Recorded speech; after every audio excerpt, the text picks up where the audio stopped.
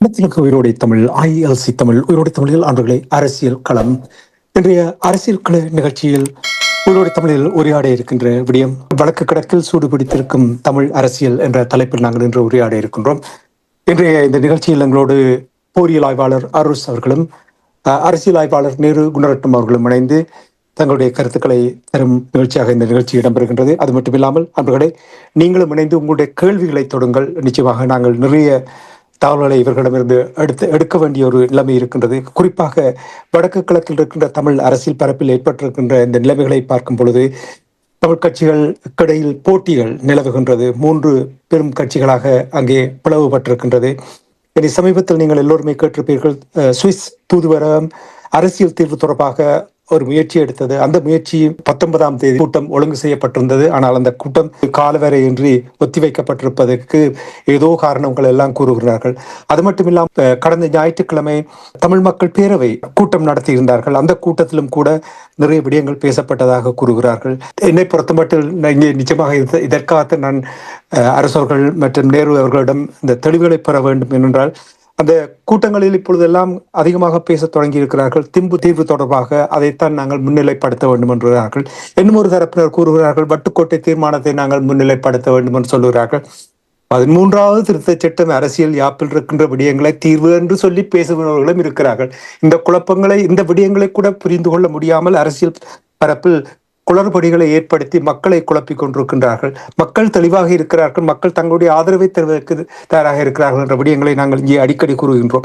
இனி இது மட்டுமில்லாமல் இந்தியாவை நீங்கள் எடுத்திருக்கின்ற பாஜகவினுடைய அரசாங்கம், அனுரகுமார திசாநாயக்காவுடைய கட்சி ஏதோ ஒரு விதத்தில் தங்களுடைய பிடிக்கில் வைத்திருக்கின்ற ஒரு நிலைமையை இப்பொழுது உருவாகி வருவது போல் தெரிகின்றது என்று சில ஆய்வாளர்கள் கூறுகிறார்கள். அந்த விடயங்களையும் கூட நாங்கள் இன்று இருவரிடம் கேட்க இருக்கின்றோம். நீங்களும் நிச்சயமாக உங்களிடம் நிறைய கேள்விகள் இருக்கும். உங்களுடைய கேள்விகளோடு தொடர்பு கொள்ளுங்கள். நான் அடுத்த சந்தர்ப்பத்தில் உங்களுடைய கருத்துக்களை தருவதற்கு நான் இடம் அளிப்பேன் என்று கூறிக்கொண்டு இங்கே நிகழ்ச்சியில் எங்களோடு போரியல் ஆய்வாளர் அரசு அவர்கள் இணைந்திருக்கின்றார். வணக்கம் அரசு அவர்களே. வணக்கம். உங்களுக்கும் வணக்கத்தை தெரிவித்துக் கொண்டு நேரு அவர்களை இணைந்திருக்கின்றார். வணக்கம் நேரு குணரட்னம் அவர்களே. வணக்கம். வணக்கம்.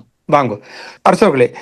வடக்கு கிழக்கில் நான் இப்ப ஆரம்பத்தில் கூறியதை நீங்கள் கேட்டிருப்பீர்கள். வடக்கு கிழக்கில் தமிழ் அரசியல் பரப்பை எடுத்து பார்த்தீர்கள் என்றால் ஏதோ விடயங்கள் நடந்து கொண்டிருப்பது போல், இழுபறிகள் நடந்து கொண்டிருப்பது போல் இருக்கின்றதை அவதானிக்கக்கூடிய இருக்கின்ற. தயவு செய்து எங்களுடைய உறவுகளுக்கு ஒளிவைத்தாருங்கள், என்ன நடக்கிற தமிழ் அரசியல் பரப்பில் என்றதை. என்ன நடக்கிறது என்று சொன்னால், அவர்கள் கூட்டம் கூடுகிறார்கள். வருகின்ற அமைச்சர்கள் அல்லது இப்போது நீங்கள் பார்த்தீங்கன்னு சொன்னால் பிரித்தானியாவின் பிரதமர் டேவிட் லமி போயிருக்கிறார். அவரை சந்தித்திருக்கிறார்கள். இப்படி வர்றவர்களை அவர்களா கூப்பிட்டால் போய் சந்திக்கிறார்கள். போறவர்களும் இங்கிருந்து இப்ப டேவிட் லமி போய் சொல்லியிருக்கிறார், நாங்கள் நீதியை கொண்டு நிலைநாட்டப்படும், தமிழ் மக்களை மறக்க மாட்டோம் என்று சொன்னா, இங்க தமிழாக்கள் இருக்குன்னா அப்ப அங்க போய்க்க, இப்ப ஊர்ல உங்களுக்கு தெரியும் போய்க்க அவர் வீட்டை தான் உண்மையா போறது. ஆனால் அதுல எட்டி மற்றவரை ஒருக்கா பார்த்துட்டு வர்றதுன்னா அது ஒரு இங்க இருக்கிறார்கள் கோபிப்பினம் பண்றதுக்காண்டி அது ஒரு புறம் நடந்து கொண்டிருக்கிறது. ஒரு புறம் தீர்வை எழுதுகிறோம் என்று சொல்லி ஒரு கூட்டம் அது தீர்வை எழுதி கொண்டிருக்கிறார்கள். 100 வருடம் போராடிய பிற்பாடுதான் தீர்வை எழுதுகிறார்கள். அதை பற்றி நான் போன தடவையிலும் பேசியிருந்தேன். இப்போது தீர்வை எழுதுகிறார்கள். அதற்கும் 16 வருஷம் 20 வருஷமாக எழுதுகிறார்கள் என்று. போராடும் போது என்ன தீர்வை வைத்துக்கொண்டு நீங்கள் போராடினீர்கள் என்றதை மறந்து விட்டார்களோ அல்லது என்னவோ தெரியவில்லை. நீங்கள் சொன்னது போல வட்டுக்கோட்டை தீர்மானம் இருக்கிறது, தின்பு தீர்மானம் இருக்கின்றது. அந்த தீர்மானத்தை கொண்டு எவ்வளவு தூரம் நகர்ந்திருக்கிறோம் என்றால் அதை திருப்பித்தா வட்டுக்கோட்டை தீர்மானம் தின்பு தீர்மானம் என்று சொல்வதால் எந்த அர்த்தமும் இல்லை. அதை நீங்கள் கொண்டு சென்று எங்கு கலைத்தீர்கள், அதை அந்த வட்டுக்கோட்டை தீர்மானத்தின் அதை மேற்கொண்டு நடவடிக்கை எடுப்பதற்கு என்ன செய்தீர்கள் என்று அதுவும் எதுவுமே இல்லை. என்னென்று சொன்னால் தீர்மானங்கள் எல்லாம் ஏராளம் இருக்கின்றன. அதை செயற்படுத்துவதற்குத்தான் ஆட்கள் தேவையாக இருக்கின்றது. இப்ப நீங்கள் பார்த்தீர்கள் என்று சொன்னால் இப்போது AI மாநாடு இந்தியாவில் இடம்பெறுகின்றது. எல்லா பெருமளவான உலக தலைவர்கள் அங்கு குவிந்திருக்கிறார்கள். அனுரகுமார திசாநாயக்காவும் போயிருக்கின்றார். தனக்கு கிடைக்கின்ற சந்தர்ப்பத்தை எல்லாம் இந்த அரசு தெளிவாக பயன்படுத்துகிறது. அதற்கு சிறந்த அண்மைய உதாரணம் பாகிஸ்தானுக்கும் இந்தியாவுக்கும் இடையிலான துடுப்பாட்ட போட்டி. அதனை இலங்கை அரசு தனக்கு சாதகமாக பயன்படுத்தி அதன் மூலம் ஒரு பொருளாதாரத்தில தன்னை தனக்குரிய வருவாயை மீட்டியது மட்டுமல்லாது இலங்கை ஒரு பாதுகாப்பான இடம் என்றும் சொல்லிவிட்டது. 13வது திருத்த சட்டம் தொடர்பாக சொன்னீர்கள். அதை தீர்வென்று சொன்னால்தான் தவறே தவிர அதை இல்லாமல் செய்ய வேண்டும், ஒழிக்க வேண்டும் என்று ஒரு கூட்டம். இப்ப ஸ்கொட்லாந்துல நான் யோசிக்கிறேன், ஸ்கொட்லாந்து அரசுக்கு நான் யோசித்து பார்த்தேன், ஸ்கொட்லாந்து அரசின் தீர்வு என்ன? தனிநாடு தான் அவங்களோட தீர்வு.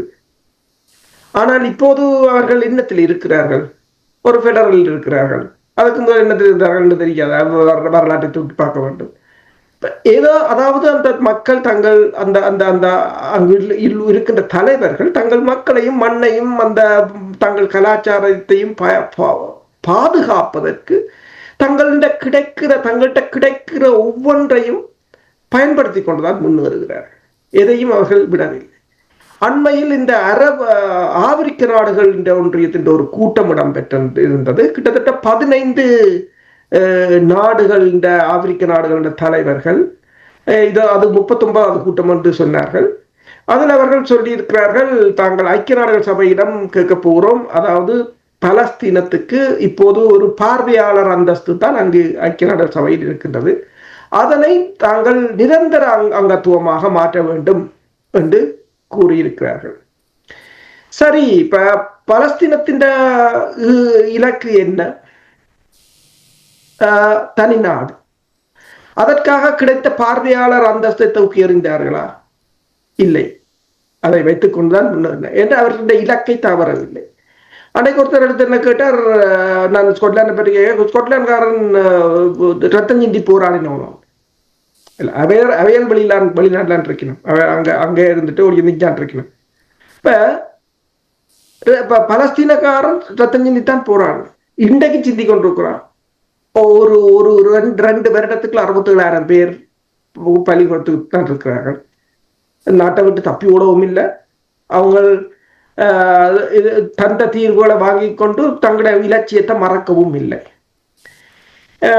அந்த மக்களுக்கான மாகாண சபையையோ அல்லது கிராமத்தில் அதிகாரத்தையோ எதையும் அந்த மக்கள் அனுபவித்து கூடக்கூடாது அல்லது அதனை எட்டிவிடக்கூடாது என்பதில் தமிழர்கள் தான் மிகவும் தீவிரமாக இருக்கிறார்கள். சிங்களவர்களோ இந்தியர்களோ அமெரிக்கர்களோ பிரித்தானியர்களோ இல்லை, எங்கள் இனம்தான் அதுக்கு.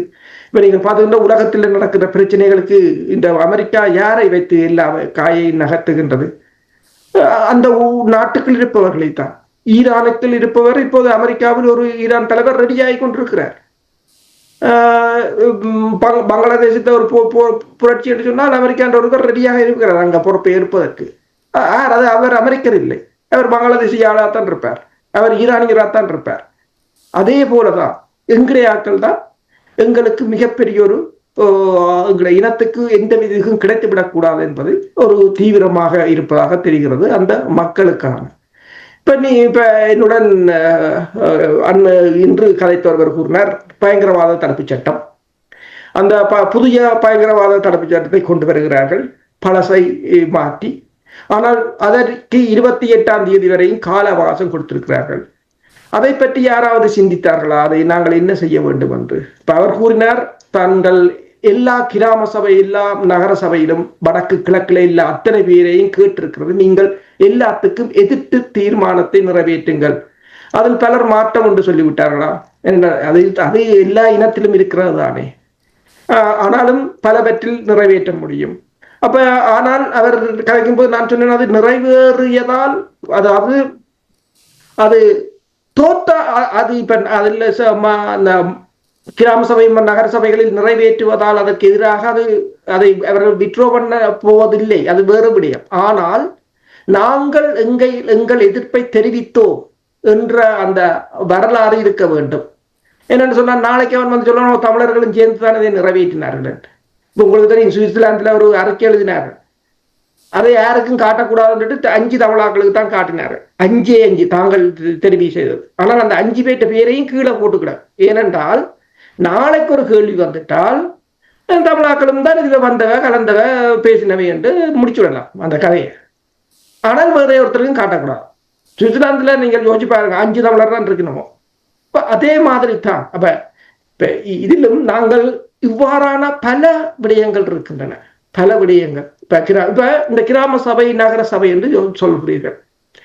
அதையும் வேண்டாம் என்று விட்டு விட்டிருந்தால், இன்றைக்கு சிங்களவர்கள் அதை கைப்பற்றியிருந்தால், இந்த பயங்கரவாத தடுப்பு சட்டத்துக்கு எதிராக அதில் ஒரு தீர்மானத்தை கூட நாங்கள் நிறைவேற்ற முடியாமல் போயிருக்கு. இதுதான் நிலைமை. அப்ப என்ன பிரச்சனை என்று சொன்னால், எங்களுடைய இறுதி இலக்கு என்ன? அதுதான் எங்களோட தீர்வு. நீங்கள் சொன்னது போல பரபரப்பாக ஓடி திரியினம் அதை அதெல்லாம் சும்மா. அது இப்ப இப்படித்தான் அடிக்கடி இப்படி எத்தனை ஹிமாலய பிரகடனம் வந்த எத்தனை வந்துட்டு சொல்லுங்க பாப்போம். ஏன் எல்லாத்துக்கும் மேலாக வட்டுக்கோட்டை தீர்மானமே வலுவிழந்த ஒரு நேரம் இருக்கிறது. எப்ப சொல்லுங்க பாப்போம். உங்கள்கிட்ட நடைமுறை அரசு இருந்தது, அது அதுக்கு மேல. ஆனால் அதை பேச மாட்டார்கள் ஒருவர். ஏனென்று சொன்னால் வெளிநாட்டுக்காரனுக்கு பிடிக்காது. வட்டுக்கோட்டை தீர்மானம் அது அரசியல் கட்சி கொண்டு வந்தது, மக்கள் வாக்கு போட்டது, அதுக்கு பிறகு அந்த அரசியல் கட்சி வென்றதண்டைக்கு அது பிரச்சனை இல்லை. இப்படியான நிலைமையில் தான் எங்கள் அரசியல் போகின்றது. இப்ப நீங்கள் சொன்னது போல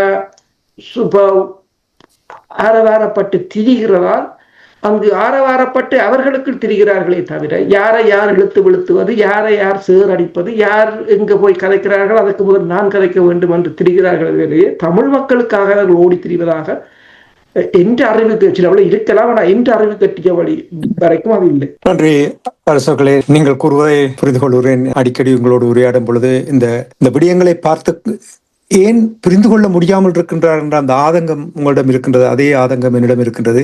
ஏதோ ஒரு இடத்தில் ஒரு வழியை கண்டுபிடிக்கத்தான் வேண்டும். அது எப்பொழுது என்று நாங்கள் பொறுத்திருந்தான் பார்க்க வேண்டும். நேரு குணரட்னம் அவர்களே, உங்களிடம் வருகின்றேன். ஆரம்பத்தில் கூறும் பொழுது உங்களால் கேட்கக்கூடியதாக இருந்தது எனக்கு தெரியவில்லை. தமிழ் அரசியல் பரப்பில் பரபரப்பாக திம்பு பேச்சுவார்த்தை தொடர்பாக பேசுகிறார்கள், வட்டுக்கோட்டை தீர்மானம் தொடர்பாக பேசுகிறார்கள். பேராசிரியர் ஜெயசங்கர் அவர்கள் திட்டத்தெளிவாக தமிழில் வடிவாக கூறி சென்றார். 13வது திருத்த சட்டம் உங்களுடைய தீர்வு இல்லை என்று கூறினார். ஆனால் அதை கூட புரிகின்ற அளவுக்கு நம்மிடம் ஆளுமை இல்லை என்பதை காட்டுகிறது என்றால் அதை ஒரு தீர்வு மாதிரியாக இன்னும் தொடர்ந்து பேசிக் கொண்டிருக்கிறார்கள். அது யாப்பில் இருக்கின்ற ஒரு விடயம். அதை ஒரு பக்கத்தில் விட்டாலும் இப்ப அரசு அவர்கள் கூறிய விடயங்களை நீங்கள் கேட்கும் பொழுது 17வது ஆண்டில் நாங்கள் இருக்கின்றோம். இந்த போராட்டம் முடிவுக்கு வந்த பின்பு இவ்வளவு காலமும் தமிழ் மக்களால் எந்த ஒரு விதத்திலும் நகர்ந்து கொள்ள முடியாமல் இருக்கின்றன. இப்படியே தொடர்ச்சியாக சில தலைப்புச் செய்திகளை கூறும் வகையில் தமிழ் அரசியல் பரப்பில் செயல்பட்டுக் கொண்டிருக்கின்றது. இங்கிருந்து எவ்வாறு நகர்ந்து செல்ல போகின்றோம், என்ன வழி இருக்கிறது? இப்ப அரசு அவர்கள் கூறியது பலரும் அந்த விடயங்களை சுட்டி காட்டுகிறார்கள். ஆனால் இதற்கு என்ன வழி இருக்கிறது இதிலிருந்து நாங்கள் கடந்து செல்வதற்கு? இப்ப இது ஒரு காலத்துக்கு ஏற்ற மாற்றம் தான். இப்ப நான் உங்களுடன் இணைந்தவுடன் என்னுடைய லேப்டாப் முழுமையாக ரீபூட்ல வந்தது. ரீபூட்ல வந்தா எல்லாம் போயிடுச்சு. இன்னும் நான் திருப்பி பாஸ்வேர்ட் போட்டு உள்ள வந்து மாத்திரம் இல்லை, இன்னும் வாட்ஸ்அப்புன்ற லிங்கை திருப்பி எடுத்து அதுக்களால் உங்களோட இணைஞ்சு என்னால் அதுக்கு டைம் எடுக்கும் செட்டில் ஆகுது. ஆனால் நான் விரைவாக வந்து எல்லாத்தையும் செட் பண்ணணும். இதுக்கு நான் தயாராக இல்லாட்டி எனக்கு 15 நிமிஷம் எடுக்கும். இந்த தேவைகளுக்கு தயாரித்திருப்பது தான் மாட்டோம். அப்போ நாங்கள் என்ன செய்யறோம்னு சொன்னால் பழைய கல்லை பழைய முட்டியிலே விற்று கொண்டிருக்கிறோம். காலம் மாறிட்டுது. கல் உண்டா இருக்கலாம், முட்டி உண்டா என்ன மாறலாம்ன்றது கூட புரியல. அரசுன்னு ஒரு விஷயம் இருக்குது, படிப்பினைகள். இப்போ நீங்கள் ஒரு தலைப்பிள்ளையே ஒரு விஷயத்த சொல்றீங்க, அரசியல் என்று சொன்னீங்க, தமிழ் தேசிய அரசியல் என்று சொல்லல, தமிழ் அரசியல் என்று சொல்லுவீங்க. தேசியம் விடுபட்டு இருக்கிறது. ஏன்னு சொன்னா இப்ப நடப்பது தமிழ் தேசிய அரசியல் நடக்கல, தமிழ் அரசியல் தான் நடக்குது. தமிழ் தேசிய அரசியல் நடக்கல என்ற புரிதலே எங்களுக்கு வரையில்லை. தமிழ் தேசிய அரசியல் எப்படி விடுபட்டு போயிருக்கிறது என்று சொன்னாலும், தேசிய இனம் பேசிய ஒரு இடத்தை அவர் சொன்னது ஸ்காட்லாந்து.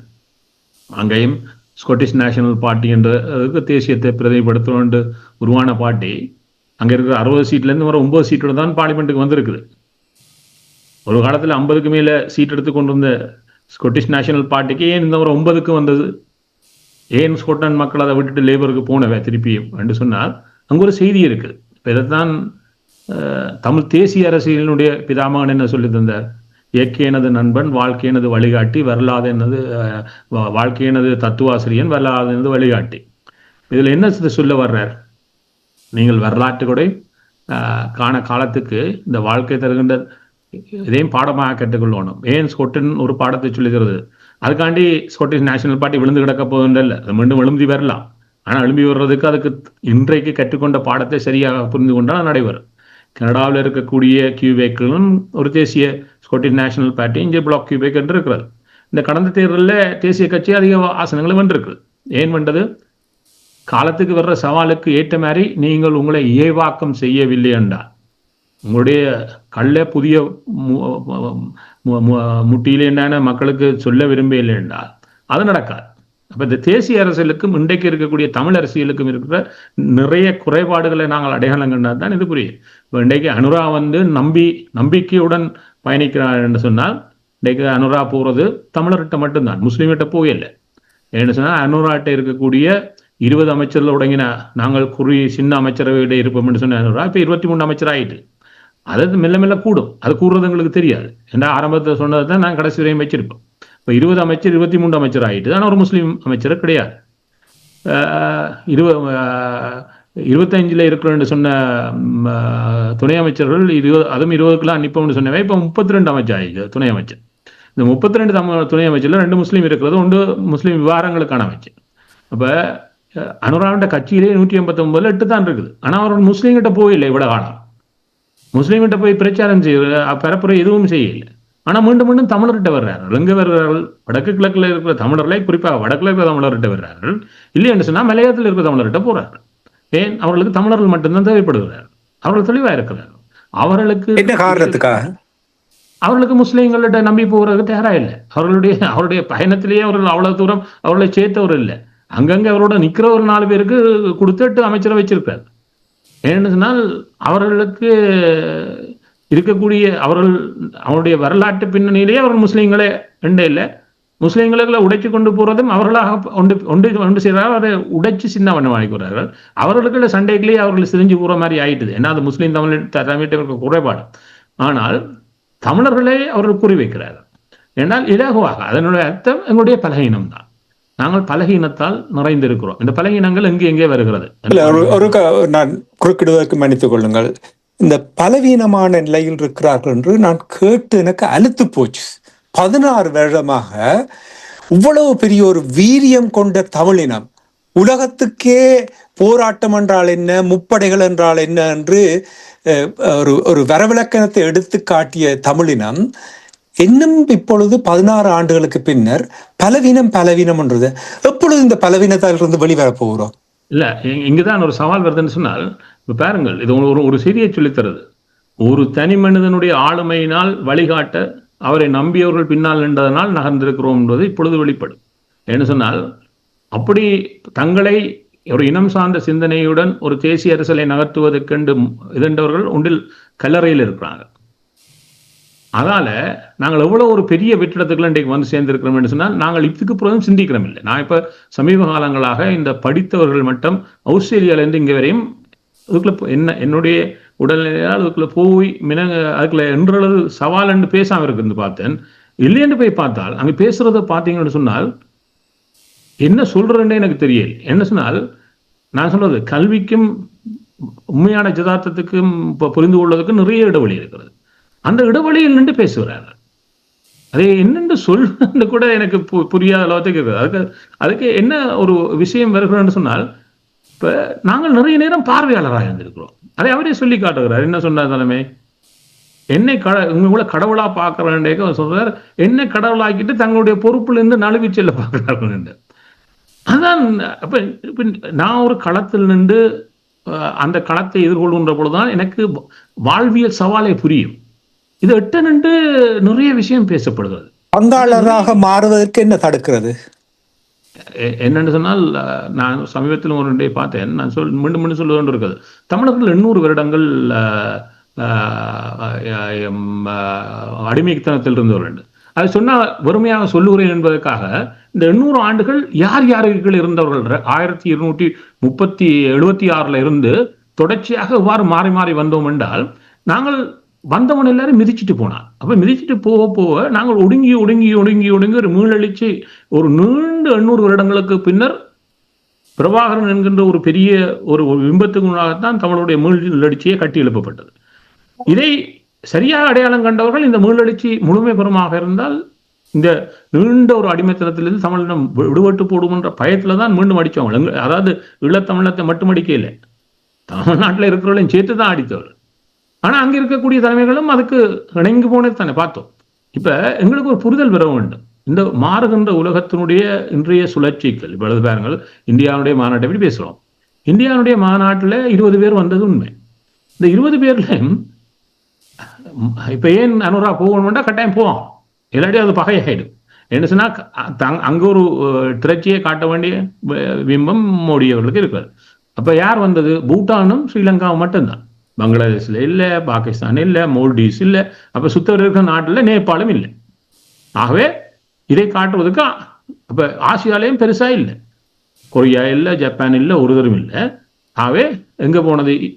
முழுமையாக போய் ஈஸ்ட் யூரோப்பில் இருக்கிற கண்ட்ரிஸ் எல்லாத்தையும் ஆக சுவிட்சர்லாந்து, ஃபின்லாந்து, பிரான்ஸை தவிர ஏனைய நாடுகள் எல்லாம் சீசல்ஸ், மொரிஷியஸ், இந்தியாவில் கயானா இப்படியான கண்ட்ரீஸ்ல வைத்த 20 நாடுகளே கூட்டு. அப்ப இந்த சவால்களுக்கு இது மாற்றத்தினுடைய இப்ப இதுதான் இந்த உலக ஒழுங்கு மீண்டும் மெட்டது பிரேசில். அது இப்ப அவருடைய மெட்ட இதுலேயும் வந்து அவர் சீனாவை அழைக்கலாது வர மாட்டார், ரஷ்யா வரை இல்லை, ஆனால் அதுக்காண்டி பிரேசில். அப்ப சவுத் ஆப்பிரிக்காவும் ஏன் விடுபட்டதுன்னு தெரியல. அப்ப இப்படி ஒரு இப்ப இந்த இணைவுகள் என்பது ஒரு புதிய சவாலே பாருங்க, ஒரு புதிய சவால். இப்ப அனுராங்க போய் நின்றாரല്ലോ. அதால ஒரு விஷயம் வருது என்ன சொன்னால், மோடிக்கு தனக்காக வந்து நின்றவன். இப்ப இந்த புரிதலுக்கு என்றால் நாங்களும் ஒரு கணக்கு எல்லாம் போடுவோம். இந்த புரிதலில் எங்களுக்கு என்ன சவால் வரும்? இப்போ எங்களில் எத்தனை பேர் நிற்கிறோம்? இப்படித்தான் இன்னொன்று நிற்கிறோம். அப்ப இந்த புரிதலுக்கு ஏற்ற மாற்றத்தினுடைய வெளிப்பாடு எங்களிடம் எவ்வாறு வெளிப்படுகிறது? எங்களுடைய அரசியல் எங்கே இருக்கிறது? தமிழனுக்கு இல்லை நின்று சண்டை பிடிக்கணும். தமிழண்ட ஓட்டை யாருக்கு கூட இவன்ட்டு நான் பறிக்கலாம். அதாவது இங்கே விட்டு போனால் அர்ஜுன் அணைக்கு தனக்கு வரும், வீடு போனால் சைக்கிள் ஆகும் பார்க்கலாம். அப்ப எங்களுக்குள்ள பிரிக்கிறதுல சண்டைக்குள்ள இருக்கேக்க இந்த சைக்கிள் கேப்ல என்ன நடக்குது? என்ன கோபம் வந்தது? ஸ்கொட்லாண்டில் இருக்கிற மக்களுக்கும் கியூபெக்ல இருக்கிற மக்களுக்கும் தங்களை பிரதிநிதித்துவப்படுத்திய கட்சிகள் தங்களுடைய இப்ப இதைத்தான் அவர் என்னென்று சொல்லித் தர்றார். அரசியல் என்றால் என்ன என்றதை அவர் சொல்லிக் கொடுக்கிறார். அரசியல் என்பது மக்கள் மீது ஆட்சியை நடத்தும் அல்லது அதிகாரத்தை செலுத்தும் விவகாரம் அல்ல. அரசியல் என்பது மக்களுக்கு சேவை பணிபுரியும் ஒரு விடயம். இதை யாரும் செய்கிறோமோ, பணிபுரிகிறோம் என்று சொன்னால் அதை சேவை செய்யறோம்னா என்ன செய்திருக்கணும்? மக்களோட போய் இருந்து பேசியிருக்கணும். கிராம போய் அந்த மக்களுடைய துன்பங்களும் துயரங்களை கேட்டிருக்கணும். கேட்டு அந்த மக்களுக்கான தீர்வை நிவாரணத்தை வழங்கி இருக்கணும். அப்படி ஒரு செயற்பாடு எங்களுடைய இந்த அரசியல் கட்சிகளால் இந்த 16 வருஷத்தில் யார் என்ன செய்தார்கள்? கடந்த தேர்தலில் ஒரு கட்சி தலைவர் வெளிப்படையாக சொல்லுகிறார், நான் இந்த 5 வருஷமா மக்களை போய் பார்க்கல, நாங்கள் அது தப்பு தான் என்ற. இது எந்த விஷயத்துக்கு தேசிய அரசியலை பிரதிநிதித்துவப்படுத்து? அப்ப அங்குதான் இப்ப இந்த மக்களுடைய துன்ப துயரங்கள் என்று சொன்னால் அது எல்லா விடயங்களும். இன்றைக்கு மட்டக்களப்பில் இருக்கிற விடயத்தை ஒருவர் வந்து பேசிக் கொண்டிருக்காரு ஊடகத்தில். என்னென்னு கேட்டுக்கொண்டு வந்தால் அங்க இருக்கக்கூடிய மக்களுடைய இந்த வறுமையை அவர் உண்டை சொல்லுகிறார். வடக்கு, கிழக்கு, வடமேற்கு மாகாணங்கள் தான் இலங்கையில் அதிகம் வறுமை கோட்டுக்கு கீழ் வாழுகின்ற மக்கள். ஏன்னா இந்த மக்கள் இந்த 3 மாவட்டத்திலேயும் தான் இலங்கையுடைய விவசாயமே தங்கி இருக்கிறது. இப்ப இந்த விவசாயம் அடி வாங்கினார் என்று சொன்னால் அப்ப அதுல இருக்கக்கூடிய சவாலை சொல்றார். இன்றைக்கு அறுவடை செய்த நேரம், இப்பொழுது இந்த நேரம் அறுவடை, வயல் அறுவடை.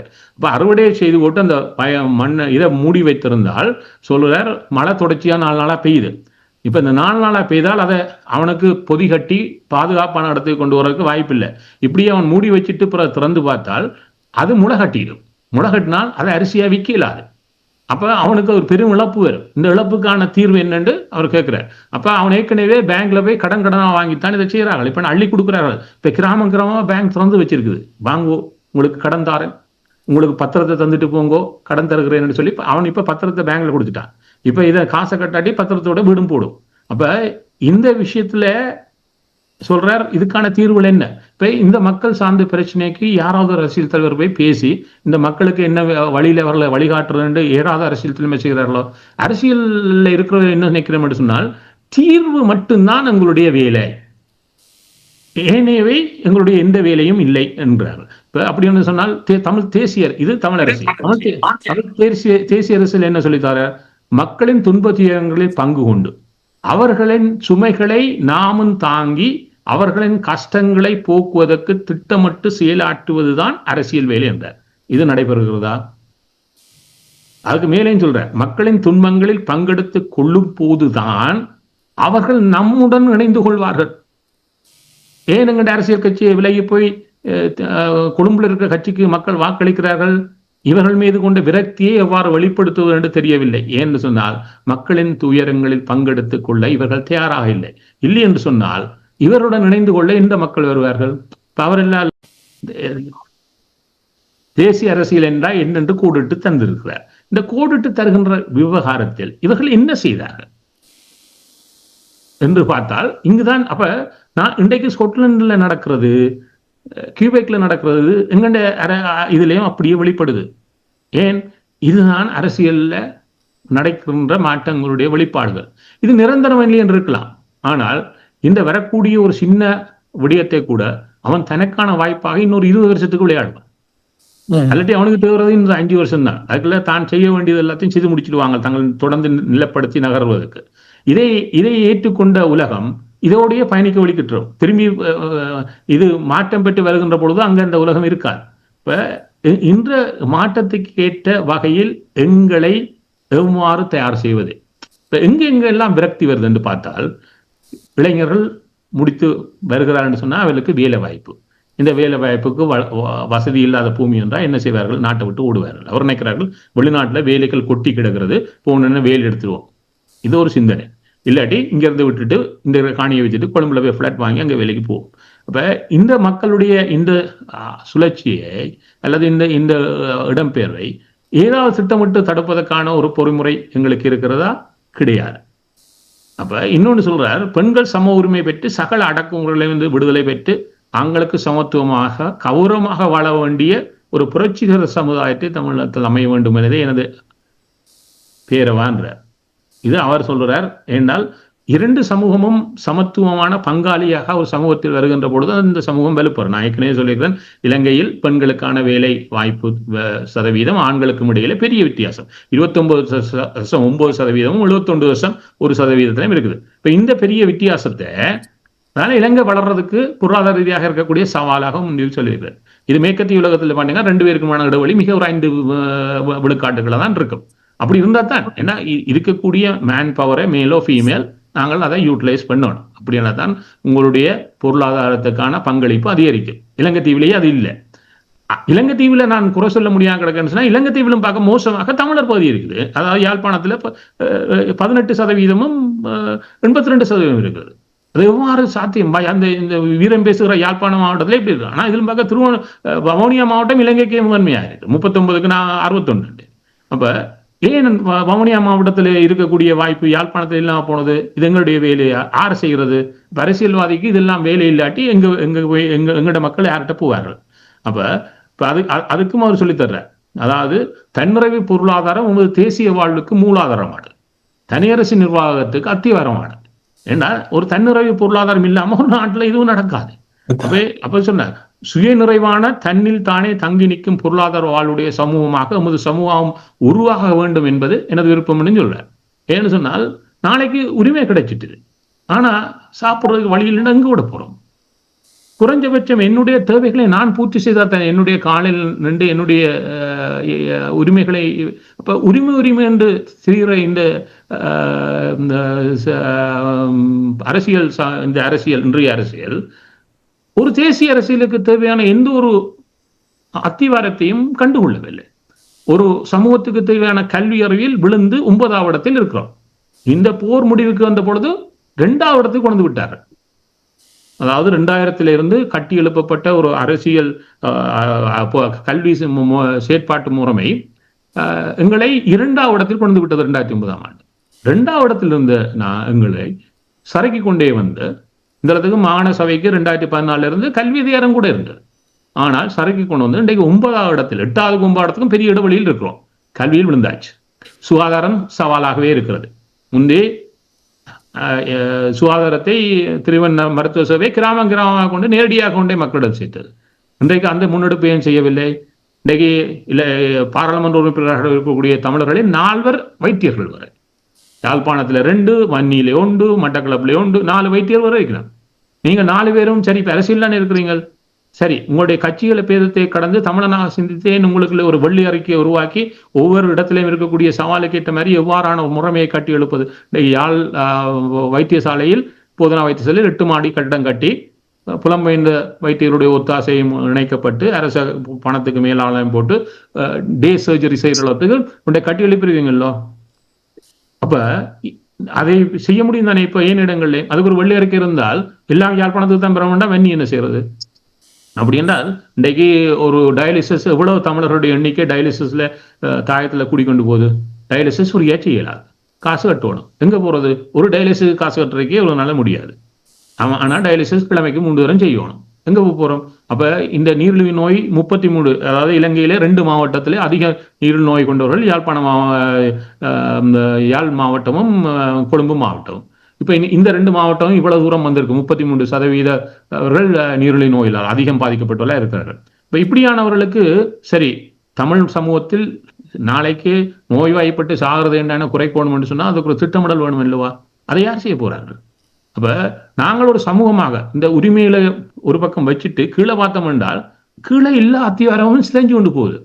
அப்ப ஒரு சமூக கட்டமைப்புன்றது இவை எல்லாம் இணைந்த ஒரு இதுதான் சமூகம். இப்ப ஒன்றையும் கண்டு கொள்ளாமல் யாரை வைத்துக் கொண்டு என்ன செய்ய போறோம்? இப்ப இந்த திட்ட சிந்தனை வட்டம் எப்பொழுது வரப்போகிறது? இந்த அளவு சிந்தனையும் அந்த மனிதரிடம் இருந்தபடியத்தானே 28 துறைகளை கட்டி எழுப்பினார். நாங்க 28 துறைகளையும் கதைக்க இல்லையே. ஆக வரும் கல்வி, சுகாதாரம், வேலை வாய்ப்பு, இப்படி சின்ன 3 துறைகளை பற்றி தான் கேட்கிறேன். இந்த 3 துறையை கூட செய்ய முடியலையா உங்கள்கிட்ட? பிறகு நான் 28 துறைகளை பற்றி கழிச்சு என்ன பிரயோசனம் இருக்கிறது? நல்ல கேள்விதான். நாங்கள் இப்ப இங்கே நிறைய அன்பர்கள் இணைந்திருக்கிறார்கள். அவர்களை உள்வாங்குவதற்கு முன்னதாக நேரு அவர்களை சுருக்கமாக ஒரு கேள்வி. நீங்கள் கூறிய விடயத்தை வைத்து பார்க்கும் பொழுது பிரித்தானியாவுடைய துணை பிரதமர் டேவிட் லாமி அவர்கள் இலங்கைக்கு சென்றிருந்தார். அங்கே தமிழ் தரப்பினரையும் சந்தித்திருந்தார். அங்கே எல்லோரும் கூறுவது போல் உங்களிடம் பிளவு இருக்கிற பிரச்சனையா இருக்கிறது, பிரிந்திருக்கிறீர்கள் என்று அவர் சுட்டிக்காட்டியதை உடனடியாக எங்களுடைய தமிழ் தரப்பில் இருக்கிற ஒரு நாடாளுமன்ற உறுப்பினர் சுட்டிக்காட்டு நாங்கள் இங்கே சேர்ந்து வந்திருக்கிறோம் தானே என்று சொல்லி. இது எப்படி நீங்கள் பார்க்கிறீர்கள்? இது என்ன செய்கிறார்கள், என்ன செய்ய பார்க்கிறார்கள் தமிழ் அரசியல் பரப்பில்? இல்ல, அது என்ன ஒரு விடயம் என்று சொன்னால், இப்ப நாங்கள் இப்ப பிரிந்திருக்கிறோம் என்பதை நம்மவர்களே காட்டி கொடுக்கிறார்கள் என்று சொன்னால் எல்லாரும் ஒரே நேரம் போயிருந்து ஒவ்வொருவரும் ஒவ்வொரு திசையிலிருந்து காய்ச்சிருப்பார்கள். அவருக்கு முன்னாலே அவர் வேறு இடம் அறிய தேவையில்லை, நம்மளே காட்டி கொடுப்போம் உண்டு. இரண்டாவது, ஒருவர் ஏ என்று வேணும் என்று கேட்டிருப்பார், மற்றது பி வேணும் தான் முக்கியம் என்றிருப்பார், மூன்றாவது சி வேணும் என்று முக்கியம் என்று காய்ச்சிருப்பார். அப்ப இதை வெளிப்படையாக நாங்கள் இப்படி காட்டி கொடுக்கின்ற பொழுது நாங்கள் எவ்வளவு அசிங்கமானவர்களாக காட்டப்படுவோம் என்றது. முன்னர் சொன்னது, யூத அமைப்பை இங்கு சந்திக்க சென்ற பொழுது அவரே இறுதியில் சொல்லி தருகிறார். ஏன்னால் ஏற்கனவே 2 தமிழர்கள் போய்விட்டார்கள். அவர் இருவரையும் பற்றி சொல்லுகிறார். இருவரும் அப்படிப்பட்டவர் எனக்கு தெரியும், ஆனால் நான் வாய் திறக்கவில்லை. ஆனால் இறுதியாக ஒன்றை சொன்னார், இப்படிதான் ஒரு சமூகத்திலிருந்து வருவார்கள். ஏ வந்து சொல்லுவார் நான் தான் சமூகத்தினுடைய தலைவர் என்று சொல்லுவார். ஆனா பி வருவான், அவனை கண்டுகொள்ளாங்க உண்டு. அல்லாட்டி ஏ சொல்லிட்டு போடுவார் நான் தான் தலைவர், பின்ன பி வருவார். அவன் சொல்றான் ஏ வந்துட்டு போயிருப்பானே, அவன் பக்கா திருடன், அவனோட காய்ச்சிட்டாங்க நான் தான் சமூகத்தினுடைய தலைவர் என்று. பிறகு சி வருவாரா வந்து சொல்லலாம் ஏயும் பியும் வந்திருப்பானே, இவன் பக்கா திருடன், அவன் இது நான் தான் என்று வரான். நாங்கள் அந்த சமூகத்தோட எந்தவித தொடர்பையும் வைத்துக் கொள்வதில்லை என்று சொன்னால், தனக்கிலே இவ்வளவு முட்டி மோதுறவனை ஏன் எங்களுடன் நினைத்துக் கொள்ள வேண்டும், அவன் தனக்கிலேயே முட்டி மோதிட்டு வந்து விட்டுருவோம் என்ற இப்படித்தானே மற்றவர்கள் சிந்திப்பார்கள். இதை நம்ம அரசியல்வாதிகளுக்கு புரிகிறதா? இது இன்றைக்கு செய்கிறார்களா? இப்ப நான் சொல்லுகிறேன், 2013ஆம் ஆண்டு 2013ஆம் ஆண்டு, அதாவது 13 வருடத்துக்கு முதல் போறேன், கனடாவில் இருந்து ஒரு விசேட குழுவை அனுப்பினார்கள். 2 துணை அமைச்சர்கள், ஒரு செனட்டர் போறார்கள் என்று சொன்னால் நேரடியாக நிலைமையை கண்டறிவோம் என்று சொல்லிட்டு போனார்கள். போய் அங்க சந்தித்து பேசிவிட்டு வந்தார்கள். இப்பொழுது வெளிவாரத்துறை நாங்களை சந்திக்கணும்ன்றது, நாங்கள் அவர்களை சந்தித்து மேலதிகமாக இவர்களை சந்தித்தால் சிறப்பாக இருக்கும் என்று சொல்லி ஒரு லிஸ்டை அவர்களுக்கு தனித்துவமாக வெளிவாரத்துறை தெரியாம கொடுத்து அனுப்பியாச்சு. எல்லாரும் சந்தித்தார்கள். சந்தித்து விட்டு நேரம் வந்தார்கள். வந்தவுடனே சொன்னார்கள், உடனடியாக சந்திக்கணும். என்னென்று கேட்டால், நாங்கள் எல்லாரையும் கொண்டு போய் சந்திச்சோம், என்ன வேணுமென்ற 3 முக்கியமானதை சொல்லுங்கன்னு சொன்னோம். எல்லாரும் சொன்னதை குறிப்பிடத்துக் கொண்டோம். சொன்னதுக்கு பிறகு தமிழர்களாக சந்தித்த எல்லாரும் சொன்னதுல எது அதிகமாக சொல்லியிருக்கிறான்னு பார்த்தால் ஒன்று கூட இல்லைன்னா 3 எல்லாரும் ஒவ்வொரு 3 சொல்லியிருக்காங்க. இதுல இது அதிகம் என்று எங்களுக்கு கண்டுபிடிக்க முடியல என்றார். அடுத்தது சொன்னார்கள், தாங்கள் சந்தித்ததுல எல்லார்ட்டையும் நீங்க சொல்லுவதற்கு ஆதாரம் தாருங்கள் என்று கேட்டோம்.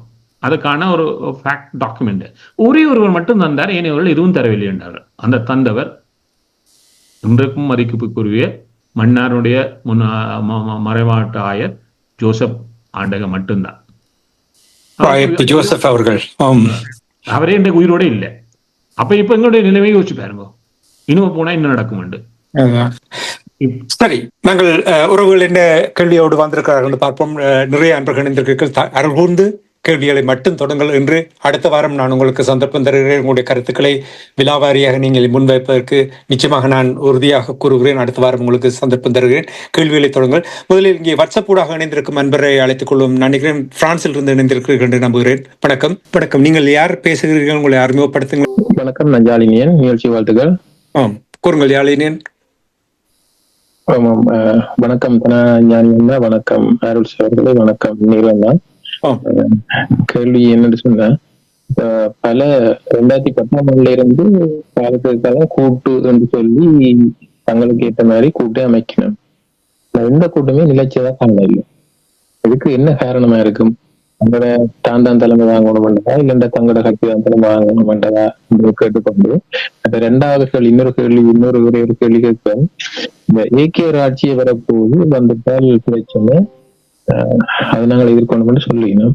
அந்த ஏகே ராட்சியன்றது ஒப்ப வழி வந்தது விஷயம் இருக்குன்றதை அறியணும். மற்றது வந்திருந்தால் அந்த அறிக்கையை வெளியிட இல்லையே, அதையும் கேட்டுக்கொண்டு விடைபெறும். நன்றி நன்றி. சிறப்பு. அப்படியே கேள்வியை தொடுத்தால் இலகுவாக இருக்கும். யாழினியன் பிரான்சிலிருந்து கேள்வியை தொடுத்திருந்தார். ஒன்று கூட்டு என்று சொல்றது, அதில் கூட்டு என்று சொன்னால் அதாவது நான் பெரிது நீ பெரிது என்று இல்லாமல் நாடு பெரிதென்று செய்யறதுக்கு யாருமே இல்லை என்ற நிலைதான். அந்த இழுபறைதான் இந்த அப்படியே கூட்டுக்குள்ள இருக்கிறதுக்கு அதேதான் காரணம். அதற்காங்கால் நகரமும் இல்லை. மற்றது ஆளுமை உள்ளவர்கள், மற்றது மக்களின் நேரு அண்ணா கூறியிருந்தார், தீர்வை மட்டும்தான் பேசுவது. இப்ப டேவிட் லமியோட போய் என்ன சொல்றது? அரசியல் தீர்வு. சரி, அரசியல் தீர்வுடன் சேர்த்து மக்களின் தீர்வை பற்றி பேசினீர்களா? இந்த IMF கிறிஸ்டினா ஜோர்ஜிவா வந்திருந்தார். அவர்கள் கூட்டிக் கொண்டு போய்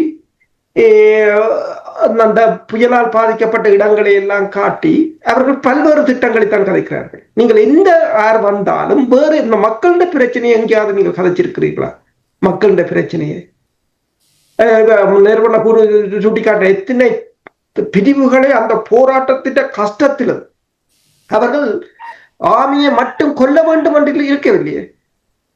தனிய கண்ணி வெடி வைப்பதும் தனிய கேம்பை அடிப்பதும் என்று இருக்கவில்லையே. அது ஆனால் இங்கே என்ன செய்கிறீர்கள்? இப்போ தீர்ப்பு சொல்லி போட்டு அவங்க அங்க ஏதாவது செய்ய வலிக்கிட்டாலும் அவனை அடிச்சு ஊத்துறது, கழுவுறது, அவனை கொளுத்துறது, இதுன்றது அதுதானே செய்து கொண்டிருக்கிறோம். அடுத்ததான் ஐக்கிய ராஜ்யம். அது நீங்கள் கேட்டது சரி, இது எனக்கும் விளங்குது. ஏக்கிய ராஜ்யத்தை பற்றி எல்லாரும் கதைச்சு கொண்டு வந்திருக்கிறாங்க. உங்களோட இதை பற்றி அது ஏக்கிய ராஜ்யம் கொண்டு வரணும் இல்லையா? அது வேண்டாம். நீங்கள் சரியா நடந்த, நீங்கள் பலமாக உங்களுக்கு உங்கள் நகர்வை மேற்கொண்டால் ஏக்கிய ராஜ்யம் தண்டை வாட்டில் காணாமல் போகும். அது வரவும் இல்லை. அது எனக்கும் தெரியாது சத்தியமா சொல்லி. இப்ப நீங்கள் சொன்னது போலதான் ஒரு நல்ல ஒரு கேள்வி, சத்தியமா ஒரு சூப்பர் கேள்வி நீங்கள் கேட்டிருக்கிறீர்கள். உதை வச்சு கொண்டுதான் இப்ப தமிழ் அரசியல் ஓடிக்கொண்டிருக்கு.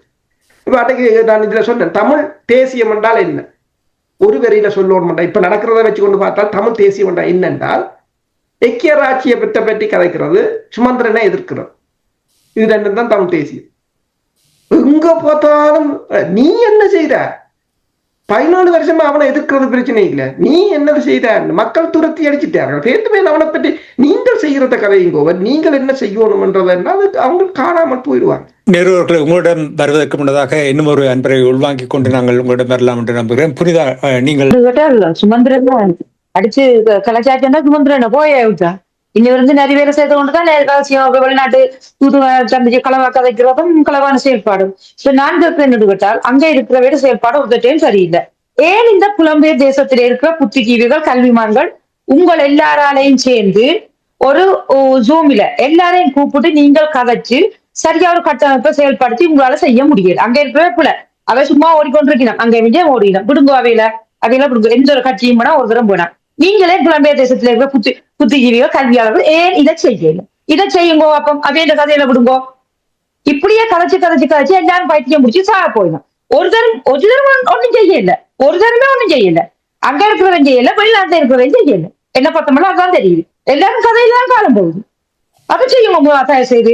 எல்லா புத்திஜீவிகளும் சேர்ந்து எல்லாரும் நீங்கள் அவருக்கு சொல்லுங்க, நாங்கள் எங்களை இனத்துக்காக நீங்களும் பயணிக்கிறீங்கள் இனத்துக்காகலோ, அப்ப நாங்க சொல்றோம் எல்லாமா கதை எல்லாரும் வரணும். எல்லா கட்சியும் கூப்பிடுங்க. நீங்கள் எல்லா தமிழர்கள் நாங்க தேசியம் பயணிக்கிறோம் சொல்ற எல்லா கட்சியும் நீங்க கூப்பிடுங்க. ஒரு அணியில ஏன் சிங்களவனுக்கு செய்யலாம்னா ஏன் நீங்க வெளிநாட்டுல இருக்க இவ்வளவு வலிமையான புத்திஜீவிகள் கல்விமான்களால் செய்ய முடியல? எனக்கு உங்களை எல்லாரையும் மீதுதான் போகும். புலம்பெயர் தேசத்தில் இருக்கிற கல்வியாளர்கள் கட்டமைப்புகள் எல்லாரையும் மீதுதான் கடும் போகும். நன்றி. நன்றி. புனித நல்ல ஒரு கேள்வி கேட்டிருக்கிறீர்கள். நான் அடிக்கடி கூறுகின்ற விடயம் புத்திஜீவிகள் நீங்கள் கொஞ்சம் அதை விரிவாக கூறியிருக்கிறீர்கள். புலம்பெயர்ந்து வாழுகின்ற நாடுகளில் சொகுசாக இருக்கின்ற புத்திஜீவிகளை ஏதாவது செய்யுங்கள் என்றுதான் நீங்கள் இப்பொழுது கூறியது போல் எனக்கு அப்படியே பட்டது. நன்றி உங்களுடைய இந்த கேள்விக்காக. நேரு அவர்களே, நீங்கள் வாருங்கள். முதலில் யாழிலியன் கூறிய விடயத்துக்கு நீங்கள் வாருங்கள். முதலில் கூட்டு தொடர்பாக அவர் கூறியிருந்தார், ஏக்கிய ராஜ்யம் தொடர்பாக கூறியிருந்தார். இப்பொழுது புனித அம்மா அவர்கள் கேட்டிருந்தார், வெளிநாடுகளில் இருக்கின்ற புத்திஜீவிகள் ஏன் ஒன்று சேர்ந்து நீங்கள் ஒரு திட்டத்தை உருவாக்க முடியாது என்று கேட்டிருக்கின்றார். கூறுகள். யாழினியன் கேட்டல் என்னன்னு சொன்னால், ஏன் இப்ப இது ஒன்றுதான். இப்ப தேசியம் சார்ந்த அவர் சொன்னதுன்னா, இலட்சியத்தால் ஒன்றுபட்டு உறுதி பூண்ட மக்களே வரலாற்றை படைப்பார்கள். அதான் உண்மை. அதாவது மக்கள் ஒன்றாக திரட்சி அடையவில்லை என்று சொன்னால், திரட்டவில்லை என்று சொன்னால் மக்கள் தாங்களாக திரள மாட்டார்கள். அதை நாங்கள் புரிந்து கொள்ள வேண்டும். மக்கள் ஒரு புள்ளியில இணைக்கப்படுகின்ற முறையில் அந்த காலத்துக்கு ஏற்ற வகையிலான ஒரு திரட்சி வடிவங்கள் உருவாக்கப்பட வேண்டும். அவ்வாறான மக்கள் ஒன்று திரட்ட முடியும். ஆனால் இப்போ என்ன விஷயம் என்று சொன்னால், இந்த ஒரு புள்ளியில இருக்கிற சிக்கல் என்று சொன்னால், அந்த தேசியத்துக்கான வடிவம், அந்த இலட்சியம் என்ற வடிவம் என்று கேட்டால் ஏ வடிவம் என்றால் பி வடிவம் என்ற சி வடிவம். இப்ப மக்களே என்ன செய்யறோம்னா, ஏ வடிவத்துக்கா பி வடிவா சி வடிவத்துக்கா பிரியும் கொண்டு கேட்டா மக்கள் பிரி அதுக்கு மக்களே அப்ப என்னென்ன மக்கள் ஒன்று திரட்டப்படுவார்கள்? இப்ப இதுதான் நம்மளுடைய அந்த மூலத்தில் இருக்கக்கூடிய சவால். அப்ப அதில் இருக்கக்கூடிய விஷயம் என்ன சொன்னால், இதைத்தான் யாழினியன் இதா பார்த்தாண்டால், இப்ப கூட்டுகள் அடிக்கடி இடம் மாறுது. நாங்கள் ஒரு நேரம் ஒன்று ஒரு கோஷ்டி சேர்ந்துட்டு இது கொள்ளைக்கான இணைந்த இதென்று சொல்றோம். அப்படி கொள்ளை என்று சொன்னால், கொள்ளையில இணைந்துட்டோம் சொன்னால் பிறகு அதுல மாற்றம் இல்லை. ஏன்னா நாங்கள் கொள்ளையை தெளிவாயிட்டோம் இல்லைன்னு பார்த்தால் அது திடீர்னு கூட்டு மாறிக்கிட்டுது. இங்க இருக்கிற அங்கல போறார், அங்க இருக்கிற இன்னொரு போறார். அப்ப அப்படி போறான்னு சொன்னால் அந்த அர்த்தம் ஒருதரும் கொள்கையில் தெளிவாக இல்லை. அப்ப அவர்களுக்கு இலட்சியம் இல்லை. இலட்சியம் இல்லாத இடத்துக்கு என்னென்ன மக்கள் ஒன்றுபடுவார்கள்? இதுதான் சவால். அப்படின்னு சொன்னால் இதை கடந்து யோசிக்க வேண்டும் என்றது புனிதானுடைய கேள்வி. இப்ப யாழினியனுக்கு இன்னொன்றே வர்றேன். இப்ப இந்த ஏக்கிய ராஜ்யம் என்று பேசுகின்ற விஷயம், அதே என்னன்னு சொன்னால், ரணில் உருவாக்க முனைந்த, அதாவது 2015 பாராளுமன்றம் அமைந்தவுடன் பாராளுமன்றம் ஒரு யாப்பு சபையாக மாற்றப்பட்டது. யாப்பு சபையாக மாற்றப்பட்டு அது 6 குழுக்கள் உருவாக்கப்பட்டு அவை யாப்புக்கான விடயங்களை உள்ளடக்கங்களை உள்வாங்கி கொண்டது. பிறகு அதை ரணிலின் அலுவலகத்தில், பிரதமர் அலுவலகத்தில் வச்சு சுமந்திரன் அதுக்கான விருப்ப மாற்றங்களை செய்து ஒன்று உருவாக்கப்பட்டது. சுமந்திரனுடைய கனவு அது அப்படியே வரும் என்று சொல்லி ரணில் காலத்திலேயே ரணில் அதை பாராளுமன்றத்தில் கொடுத்து நகர்த்தியல, அப்படியே அதை உருவாக்கி போட்டு. அப்போ 3-2 பெரும்பான்மை இருந்தது, ஆனால் நகரையில் அப்படியே விட்டாச்சு. அப்ப இப்ப அதே அனுரா எடுத்து கொண்டு வருவார் என்று சுமந்திரனுடைய ஒரு கனவாக இருந்தது. ஆனால் அனுரா அதை செய்வதாக இல்லை. அதை இப்பொழுது அவருக்கு நேரடியாக அந்த நேரம் கதிரைக்கு வரும் வரையும் அனுரா அதுக்கு எதிர்த்து பேசவில்லை. அதான் நடந்தது. இவருடைய கனவுல இருந்தது. இப்பொழுது அது வெளிப்படையாக அவர்களுக்கு சொல்லியாச்சு. சாணக்கியனும் சுமந்திரனும் போய்க்க அது இல்லை, அதை கடந்ததுதான் யாப்பு என்று சொல்லியாச்சு. இப்ப அந்த விஷயம் சுமந்திரன் சொன்னபடியே எங்கள் ஒரு பகுதியினர் அதுதான் தரப்போது, அதை ஏக்கிய ராஜ்யம் என்று பேசிக் கொண்டிருக்கிறோம். ஆனால் அனுரா தரப்பு எவ்வாறான யாப்பை சிந்திக்கிறதுன்னு சொன்னால், ஏற்கனவே இருந்த யாப்போல் அதில் ஐக்கிய ரணில் காலத்தில் உருவாக்கப்பட்டதிலேயும் சில பகுதிகளை அவர்கள் வாங்கலாம். ஆனால் அதை அவ்வாறு கொண்டு வருவதற்கு அவர்கள் தயாராக இல்லை என்பது வெளிப்படையாக இவர்களுக்கும் சொல்லியாச்சு. இப்ப என்ன அவர்கள் ஒரு இதுக்குன்றது சொன்னால், அவர்கள் உருவாக்க போற யாப்பிலே அவர்கள் ஒன்றைத்தான் சிந்திக்கிறார்கள். தாங்கள் வந்த இந்த அரியாசனையை தொடர்ந்தும் தக்க வைப்பதற்கு எவ்வாறான ஒரு பொறிமுறை தேவைப்படுகிறது, அந்த பொறிமுறையில் தாங்கள் காண ஒரு யாப்பை அவர்கள் சிந்திக்கிறார்கள். அவ்வாறான ஒரு யாப்பை தான் அவர்கள் உருவாக்கவும் முனைய போகிறார்கள். அந்த யாப்புடைய வடிவத்துக்கு தான் இந்த இது இருக்குது. ஆகவே நாங்கள் பழைய கதையை இப்ப கதைச்சு கொண்டிருக்கிறோம் என்றால் இப்பத்த மாற்றத்தை சரியான புரிதலுடன் இல்லாமல் இருக்கிறோம் என்பதுதான் என்னுடைய அர்த்தம். அவை இன்றைய நிலையில் அவர்கள் எல்லா அந்த இதுவரை உருவாக்கப்பட்ட எல்லா யாப்புகளுக்களையும் ஒரு கலவையாக தங்களுக்கு ஏற்புடையதாக, அதாவது இப்பொழுது ஏறிய அரியணையில் தாங்கள் தொடர்ச்சியாக இருப்பதற்கு ட்ரில்வின் சில்வானுடைய கதையில் சொல்வதானால் 20 ஆண்டுகளுக்கு நாங்கள் ஆட்சியில் இருப்பதற்கான முறைமையை தேடார்கள். அதனுடைய ஒரு பக்கம்தான் அவர்கள் கொண்டு வர விரும்புகின்ற அரசுக்கு எதிரான பயங்கரவாதம் என்கின்ற போர்வை. இதற்கு முன்னர் இருந்தது பயங்கரவாத தடை சட்டம், அதாவது நாட்டுக்கான மக்களுக்கான பாதுகாப்பு என்ற ஒரு போர்வை. இப்பொழுது அவர்கள் வெளிப்படையாக சொல்றார், அரசுக்கு, அதாவது அரசை பாதுகாப்பதற்கான ஒரு பயங்கரவாத தடை சட்டம், அதாவது அரசுக்கு எதிரான எந்த ஒரு செயற்பாடு எந்த வடிவத்தில் எடுத்தாலும் ஒரு நடவடிக்கை எடுத்து அதை முடக்குவதற்கான ஒரு இதை சிந்திக்கிறார்கள். அந்த சிந்தனை என்னென்னு சொன்னால் பயங்கரவாதத்தை எதிர்கொள்வதற்கல்ல, தங்களை தற்காத்துக் கொள்வதற்கு ஒரு சட்டம் மூலம் அதுக்கு இவ்வாறான வடிவத்தை கொடுக்க முனைகிறார்கள். இது ஆபத்தானது. இது அதிகம் பாதிக்கப்படுவது சிங்கள மக்கள். அவை இந்த காலத்துக்கேற்ற மாற்றத்தை கிரகித்து அவர்கள் எந்த திசையில் நகர்ந்து கொண்டிருக்கிறார்கள் என்பதை சரியாக அனுமானித்து அதற்கான திட்டமிடலை தமிழர் சார்ந்து செய்யக்கூடிய வலுநிலையில் நாங்கள் இல்லை. இதுதான் ஆபத்தானது. இது மிகவும் மோசமான ஆபத்தானது.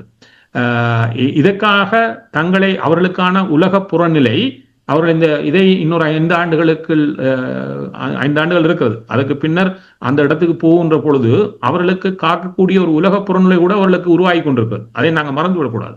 இந்த புறநிலை அவர்களுக்கு இந்த இடத்தை இலகுவாக கடந்து செல்வதற்கு அனுமதித்து விடும். அப்ப நாங்கள் இப்ப சும்மா சொல்றோம் தேசியத்தினுடைய அவரிடம் இருக்கக்கூடிய அந்த தொலைநோக்கு பார்வையுடனான திட்டமிடல் மிகவும் சவாலுக்குள் இருக்கிறது. இதை புரிந்து கொள்ள வேண்டும் புரியக்கூடியவர்கள். ஏன்னா இதுக்கு இப்ப புனிதா கேட்ட விஷயம் அங்கதான் வருது. இப்ப இதுக்காண்டி தமிழ் மக்களை முழுமையாக தயார் செய்து எல்லாம் போக முடியும் வேண்டாம். இல்ல, எப்போதும் திட்டமிடலும் செயற்பாடு சொல்லுக்கு முதல் செயல் இருந்தாக வேண்டும் என்ற செயலுக்கு பிறகுதான் பேச வேண்டும். இன்றைக்கு அரசியல், இன்றைய தமிழ் அரசியல் என்ன செய்யறோம்னா நிறைய பேசுகிறது, ஆனா ஒன்றும் செய்யதில்லை. அப்ப இப்பொழுது நாங்கள் ஒரு செயற்பாட்டு வடிவத்தை சிந்திப்பதை பற்றி இதுதான் புனிதானுடைய பார்வையாக. நிச்சயமாக நன்றி. நாங்கள் இன்னும் நிறைய அன்பர்கள் இணைந்திருக்கிறார்கள், அவர்கள் உள்வாங்கும். சிவா, சுருக்கமாக கர்ஃபல்ட் இருந்து இணைந்திருக்கிறீர்கள், பிரித்தானியாவிலிருந்து சுருக்கமாக உங்களுடைய கேள்வியை தொடங்கலையா? வணக்கம். வணக்கம். நான் இப்ப கேட்ட கேள்விகள் எல்லாத்துக்கும் நல்ல பதில்களாக இருக்கிறதா? அதே போல நான் கேட்கிறேன், இப்போது இந்த தமிழ் இலங்கை நாமல் ராஜபக்சரி JVP கூப்பிட்டு இந்தியா இப்போது கூப்பிட்டு கதைத்திருக்கிறார்கள். ஏதோ ஒன்றை மாகாண சபை 13 கொடுக்க போகிறேன், இதுதான் என்று சொல்லி ஒன்றை கொடுக்கத்தான் போகிறார்கள். ஏதோ ஒன்றை அவர்கள் ஒரு அழுத்தம் கொடுத்தபடியால் தான் அவர்கள் இப்போது இங்கே இந்த மாகாண சபையை நடத்த சொல்லி நாமல் யாழ்ப்பாணத்தில் நடத்த சொல்லி கேட்பதும் மற்றது JVP அதற்கு இணங்கி இருப்பதா போலவும் ஒரு சூழ்நிலை உருவாகி, இந்த நேரத்தில் ஏன் கஜேந்திரகுமார் பொன்னம்பலம் அவர்கள் நீங்கள், ஏனென்றால் தேசிய தலைவர் கூட ஒரு இடத்தை சொல்லியிருக்கார், நீ உங்களை நம்பி நான் இதைக்கு ஒத்துக்கொள்ளுகிறேன் என்றது போல, இந்தியாவிடம் ஒத்துக்கொள்ளுகிறேன் உங்களது ஒப்பந்தங்களுக்கு என்ற போல, நான் இந்த 13வது தளத்தை இப்போது இருக்கிற நிலையில் 13வது தளத்தை முழுதாக நிறைவேற்றுவதற்கு நாங்களும் ஒத்துக்கொள்ளுகிறோம். அது சரியாக நடைபெற்றால் நாங்கள் எங்களது மற்றவர்களை பேசி தீர்க்கலாம் என்று அப்படி ஒரு சொல்லக்கூடிய துணிவே இதுவரை கஜேந்திரகுமாருக்கு வரவில்லை. நல்ல ஒரு கேள்வி. நான் நிச்சயமாக அவரிடமிருந்து அதற்கான பதிலை எடுக்கிறேன். நன்றி சிவா. மற்றவர்களை நாங்கள் உள்வாங்க வேண்டும். நன்றி. தானே என்பதை என்ன நினைக்கிறீர்கள்? நல்ல கேள்வி. நிச்சயமாக நான் இந்த விடயம் எப்பொழுதுமே நானும் இங்கே அடிக்கடி வலியுறுத்தி கொண்டு வருகின்ற விடயம். இந்த விடயம் ஒரு கடினமான விடயம் இல்லை, அவர்கள் பதில் கூறலாம். சரி, மற்றவர்களை நாங்கள் உள்வாங்கிக் கொண்டு உங்களுக்கான பதிலை கொண்டு வர இருக்கின்றேன். எடிசன், வணக்கம் அனைவருக்கும். எனக்கு ஒரு வணக்கம் என்றால் எனக்கு ஒரு தொகுப்பு கேள்வி என்று கேட்டால், இந்த தமிழ் தேசியத்தை பற்றி இப்ப நாங்கள் பேசிக்கின்றோம் என்று கேட்டால், அப்ப தமிழ் தேசியத்துல இருக்கிற ஒரு குழப்பம் இன்றைக்கு புலம்பெயர் தமிழர்களுக்கு இடையில ஒரு தெளிவை பெறுகின்றது என்று கேட்டால், 2009ஆம் ஆண்டுக்கு முன்னுக்கு இருந்த தமிழ் தேசியம் கிட்டத்தட்ட 1976ஆம் ஆண்டு காலங்களில் இருந்து 2009ஆம் ஆண்டுக்கு இந்த தமிழ் தேசியத்துக்கும் அப்ப போர் மௌனிக்கப்பட்ட அப்புறம் இருக்கிற தமிழ் தேசியத்துக்கும் இடையில உள்ள தமிழ் தேசியத்தை புலம்பெயர் தமிழர்கள் நல்ல தெளிவாக விளங்குகின்றார்கள். அப்படி இருக்கே இன்றைக்கு தமிழர்தாயத்துல எங்களுடைய 2 கட்டமைப்புகள் செஞ்சோலையும் காந்தருவன் அறிவுச்சோலையும். இப்ப அங்குள்ள ஒரு தம்பியரால் 2009ஆம் ஆண்டுக்கு முன்னுக்கு அவருக்கு இருந்த வயசு 6 வயசு. அவருக்கு இன்றைக்கு கிட்டத்தட்ட 24 வயசு ஆகுது. இன்றைக்கு அந்த தம்பி வந்து ஒரு வேலைக்காண்டி வேலை தேடிக்கின்றார். இப்ப அவர்கள் இருந்த அந்த அறிவு சோலை காந்தர் உணர்வு சோலை மற்றும் செஞ்சோலையில வந்து 25 ஏக்கர் காணி வந்து கொடுக்கப்பட்டிருந்தது. அது வந்து அதுல இருந்த காணிகள்ல வந்து ஒரு சில பகுதி வந்து உறுதி வச்சிருந்தவர்கள் சொல்லி அவர்களுக்கு திரும்ப அந்த காணி வந்து வழங்கப்பட்டிருந்தது. அந்த தாய் தகப்பன் இல்லாத பிள்ளைகளுக்கு வந்து அந்த பிள்ளைகளுக்கு வந்து 4 ஏக்கர் 1/4 ஏக்கர் காணி கொடுக்கப்பட்டிருந்தது. ஆனால் இன்றைக்கு அவர்கள் வந்து அவர்களுக்கான ஒரு வேலையை வந்து உருவாக்குவது வந்து கடும் சவாலை வந்து எதிர்கொண்டு கொண்டிருக்கிறார்கள். அப்படி இருக்க வந்து இன்றைக்கு புலம்பெயர் தேசத்தில் இருக்கிற அந்த அமைப்பில் உள்ள நபர்கள் வந்து தேசியத்தினுடைய நிதியை வந்து அளவுக்கு அதிகமா வச்சுக்கொண்டு இன்றைக்கு அந்த அமைப்புகள் இருந்து தாங்களே வந்து தக்க வைக்கிறதுக்கான அரசியல் வேலையைத்தான் செய்கிறார்கள். அப்ப இந்த தமிழ் தேசியம் என்ற போர்வையில இப்ப அரசனை வந்து அடிக்கடி சொல்லுவேன், தேசியம், சுயநிர்ணயம், தென்னாட்சி, இதை கேட்டு உங்களுக்கு இன்னைக்கு பிடிச்சே போயிட்டு என்ன கேட்டா தாய் தேசத்துக்கு இந்த வார்த்தையில நீங்க யோசிக்காதீங்க. அது வந்து தேசிய கட்டமைப்பு இருந்த காலத்தோட அது முடிஞ்சது. அப்ப இன்றைக்கு இங்குள்ள புலம்பெயர் தேசத்தில் உள்ள ஒவ்வொரு புலம்பெயர் தமிழர்களும் நாங்கள் இன்றைக்கு என்ன சொல்றோம் என்று கேட்டால், நீங்கள் வந்து உங்களுக்கான அரசியல் சொல்லுங்க. இங்க புலம்பெயர் தேசத்துல இருக்கிற ஒவ்வொரு அமைப்புகளும் உங்களுக்கான அரசியல் அமைப்புகள் உங்களுக்கான தேசியம் சொல்லுங்க. அதை விட்டுட்டு இன்னும் தமிழ் தேசியம் என்ற போர்வையில வந்து மக்களை ஏமாத்துறீர்கள் என்பதை கேட்டு நன்றி, வணக்கம். 2 கேள்விகளுக்கான பதிலை கேட்போம். அரசோகள் நீங்கள் வாருங்கள். உண்மைதான். இப்ப புனிதா கூறியது போல முதலில் அது அந்தந்த துறைசார் நிபுணர்கள் அதில் பேச வேண்டும். ஒன்று, அந்த மக்களுக்கு எது தேவை எது தேவையல்ல, எது தேவையானது என்பதை அவர்கள் ஆய்வு செய்துதான் முடிவு செய்ய வேண்டும். இது அப்படி அல்ல. தடி எடுத்தவரெல்லாம் தண்டல்காரன் மாதிரி ஒவ்வொரு டிக்டாக்காரன் திறக்கிறார் சும்மா, அதுல திறந்து போட்டு அதை விட்டார் இதை விட்டார். தேசியம் எங்க இருந்து தேசியத்தை கதைக்கிறாங்கன்னு பார்த்தால் வெளிநாட்டுல இருந்தான் தேசியம் கதைக்கிறான். ஏன்னா அங்க தாயகத்துல போய் இருந்து கதைக்கிறீங்க என்ன பயம்? அங்க இருந்து கதைக்கிறார். கயந்திரமார் இந்த நாடாளுமன்ற உறுப்பினர்களை வச்சுக்கொண்டு தனிநாடு காணலாம் என்ற ஆக்கள் வச்சு நாங்கள் என்ன செய்யலாம்? அது 6வது திருத்த சட்டத்தை ஏற்றுக்கொண்டு உங்களுக்கு போனாக்கள், அதுக்கு மேல அவர்கள் அலுவலகத்துக்கும் செய்ய முடியாது. அவர்கள் இப்ப சிவா சொன்னது போலதான் 13வது திருத்த சட்டத்தை முழுமையா நிறைவேற்ற சொன்னாலே இந்தியாவுக்கும் இலங்கைக்கும் பிரச்சனையா தான் முடியும். இப்ப சிவசங்கர் மேனர் வந்திருக்க என்னன்னா, இந்த பாத் ஃபைண்டர் என்ற அமைப்பு வந்து இந்தியன் ஓஷன் கான்ஃபரன்ஸ் நடத்துற இடத்துல வந்த இடத்துல அவர் டெய்லி மிரருக்கு ஒரு பேட்டி கொடுத்துருக்கிறார். அதை பார்த்தீங்கன்னா தெரியும். இப்ப அவங்க எல்லாத்தையும் கையழுவிட்டாங்க. கழுவிட்டு என்ன சொல்றாருன்னா, 13வது இலங்கை இன்டர்னல் பிரச்சனை, அது உள்நாட்டு பிரச்சனை, அதை அவியலை தீர்த்துக் கொள்ளுவேன், எதுவும் உதவி கேட்டா நாங்கள் செய்வோம். தமிழர்கள் என்று சொல்லிக்க அவர் தமிழர்களை பற்றி திரும்பியும் பார்க்கவில்லை. அது ஓரளவுக்கு ஏற்றுக்கொள்ளக்கூடிய விடயமாக நீங்க பார்க்கவில்லை. அதாவது இலங்கையினுடைய யாப்பில் இருக்கின்ற என்றால் அது உள்ளக பிரச்சனை தானே? உள்ளக பிரச்சனை. உள்ளக பிரச்சனையில் தமிழர்களுக்கு எது கிடைத்து விடக்கூடாது என்பதில் என்றால் தமிழர்களுக்கு எது கிடைத்து விடக்கூடாது என்பதில் தமிழர்களே தெளிவாக இருக்கிறார்கள். அதை நீங்கள் சில வேளை மருந்து கசப்பாகத்தான் இருக்கு, அதை நீங்கள் குடிக்கத்தான் வேணும். சில வேளை இப்படி தமிழர்களுக்கு எதிராக செயற்படுகிறார்கள் என்றதை நீங்கள் துணிஞ்சு சொல்லத்தான் வேணும். துணிச்சல் முதலாவது முக்கியம் உங்களுக்கு. அதாவது எந்த ஒரு போராட்டத்துக்கும் போராட்டம் என்றது அந்த கருத்தின் போராட்டம் என்றால் என்ன? அடுத்த வரை சந்தோஷப்படுத்துறது ஒரு போராட்டம் இல்லை. போராட்டம் போராடி பெறுவது வாழ்க்கையே ஒவ்வொரு நாளும் அது போராட்டமாகத்தான் போகும். அது அனிமல் கிண்டத்தில் அதுதான். ஆனால் அதையே மற்றவரை சந்தோஷப்படுத்துறது என்று யோசிக்கிற ஒரு கூட்டத்தோட போராட்டத்தை நகர்த்த முடியாது. அதான் நீங்கள் எல்லாத்தையும் புறம் தள்ளி இப்ப சிவா கேட்டது போல கயந்திரமார் இதற்கு இந்த 13க்கு மேல போய்த்தான் எங்க கதைச்சது தமிழ்நாட்டில். அதுக்கு என்ன செய்தார்கள் தெரியும் தான் உடனடியா. இது ஒரு கடினமான விடயம். அவர் தெளிவாக நாங்கள் அதை நடைமுறைப்படுத்த வேண்டும் என்று நாங்கள் அதை ஏற்றுக்கொள்ளுகிறோம், நடைமுறைப்படுத்த சொல்லுங்கள் என்று சொல்வது கடினமான விடயமா? இல்லை, அது உண்மையில் என்னென்று சொன்னால் இவர்கள் நடைமுறைப்படுத்தாவிட்டால் நாளைக்கு ஜேவிபி நடைமுறைப்படுத்தினால் ஜேவிபிக்கு மக்கள் வாக்களிப்பார்கள், அவ்வளவுதான்.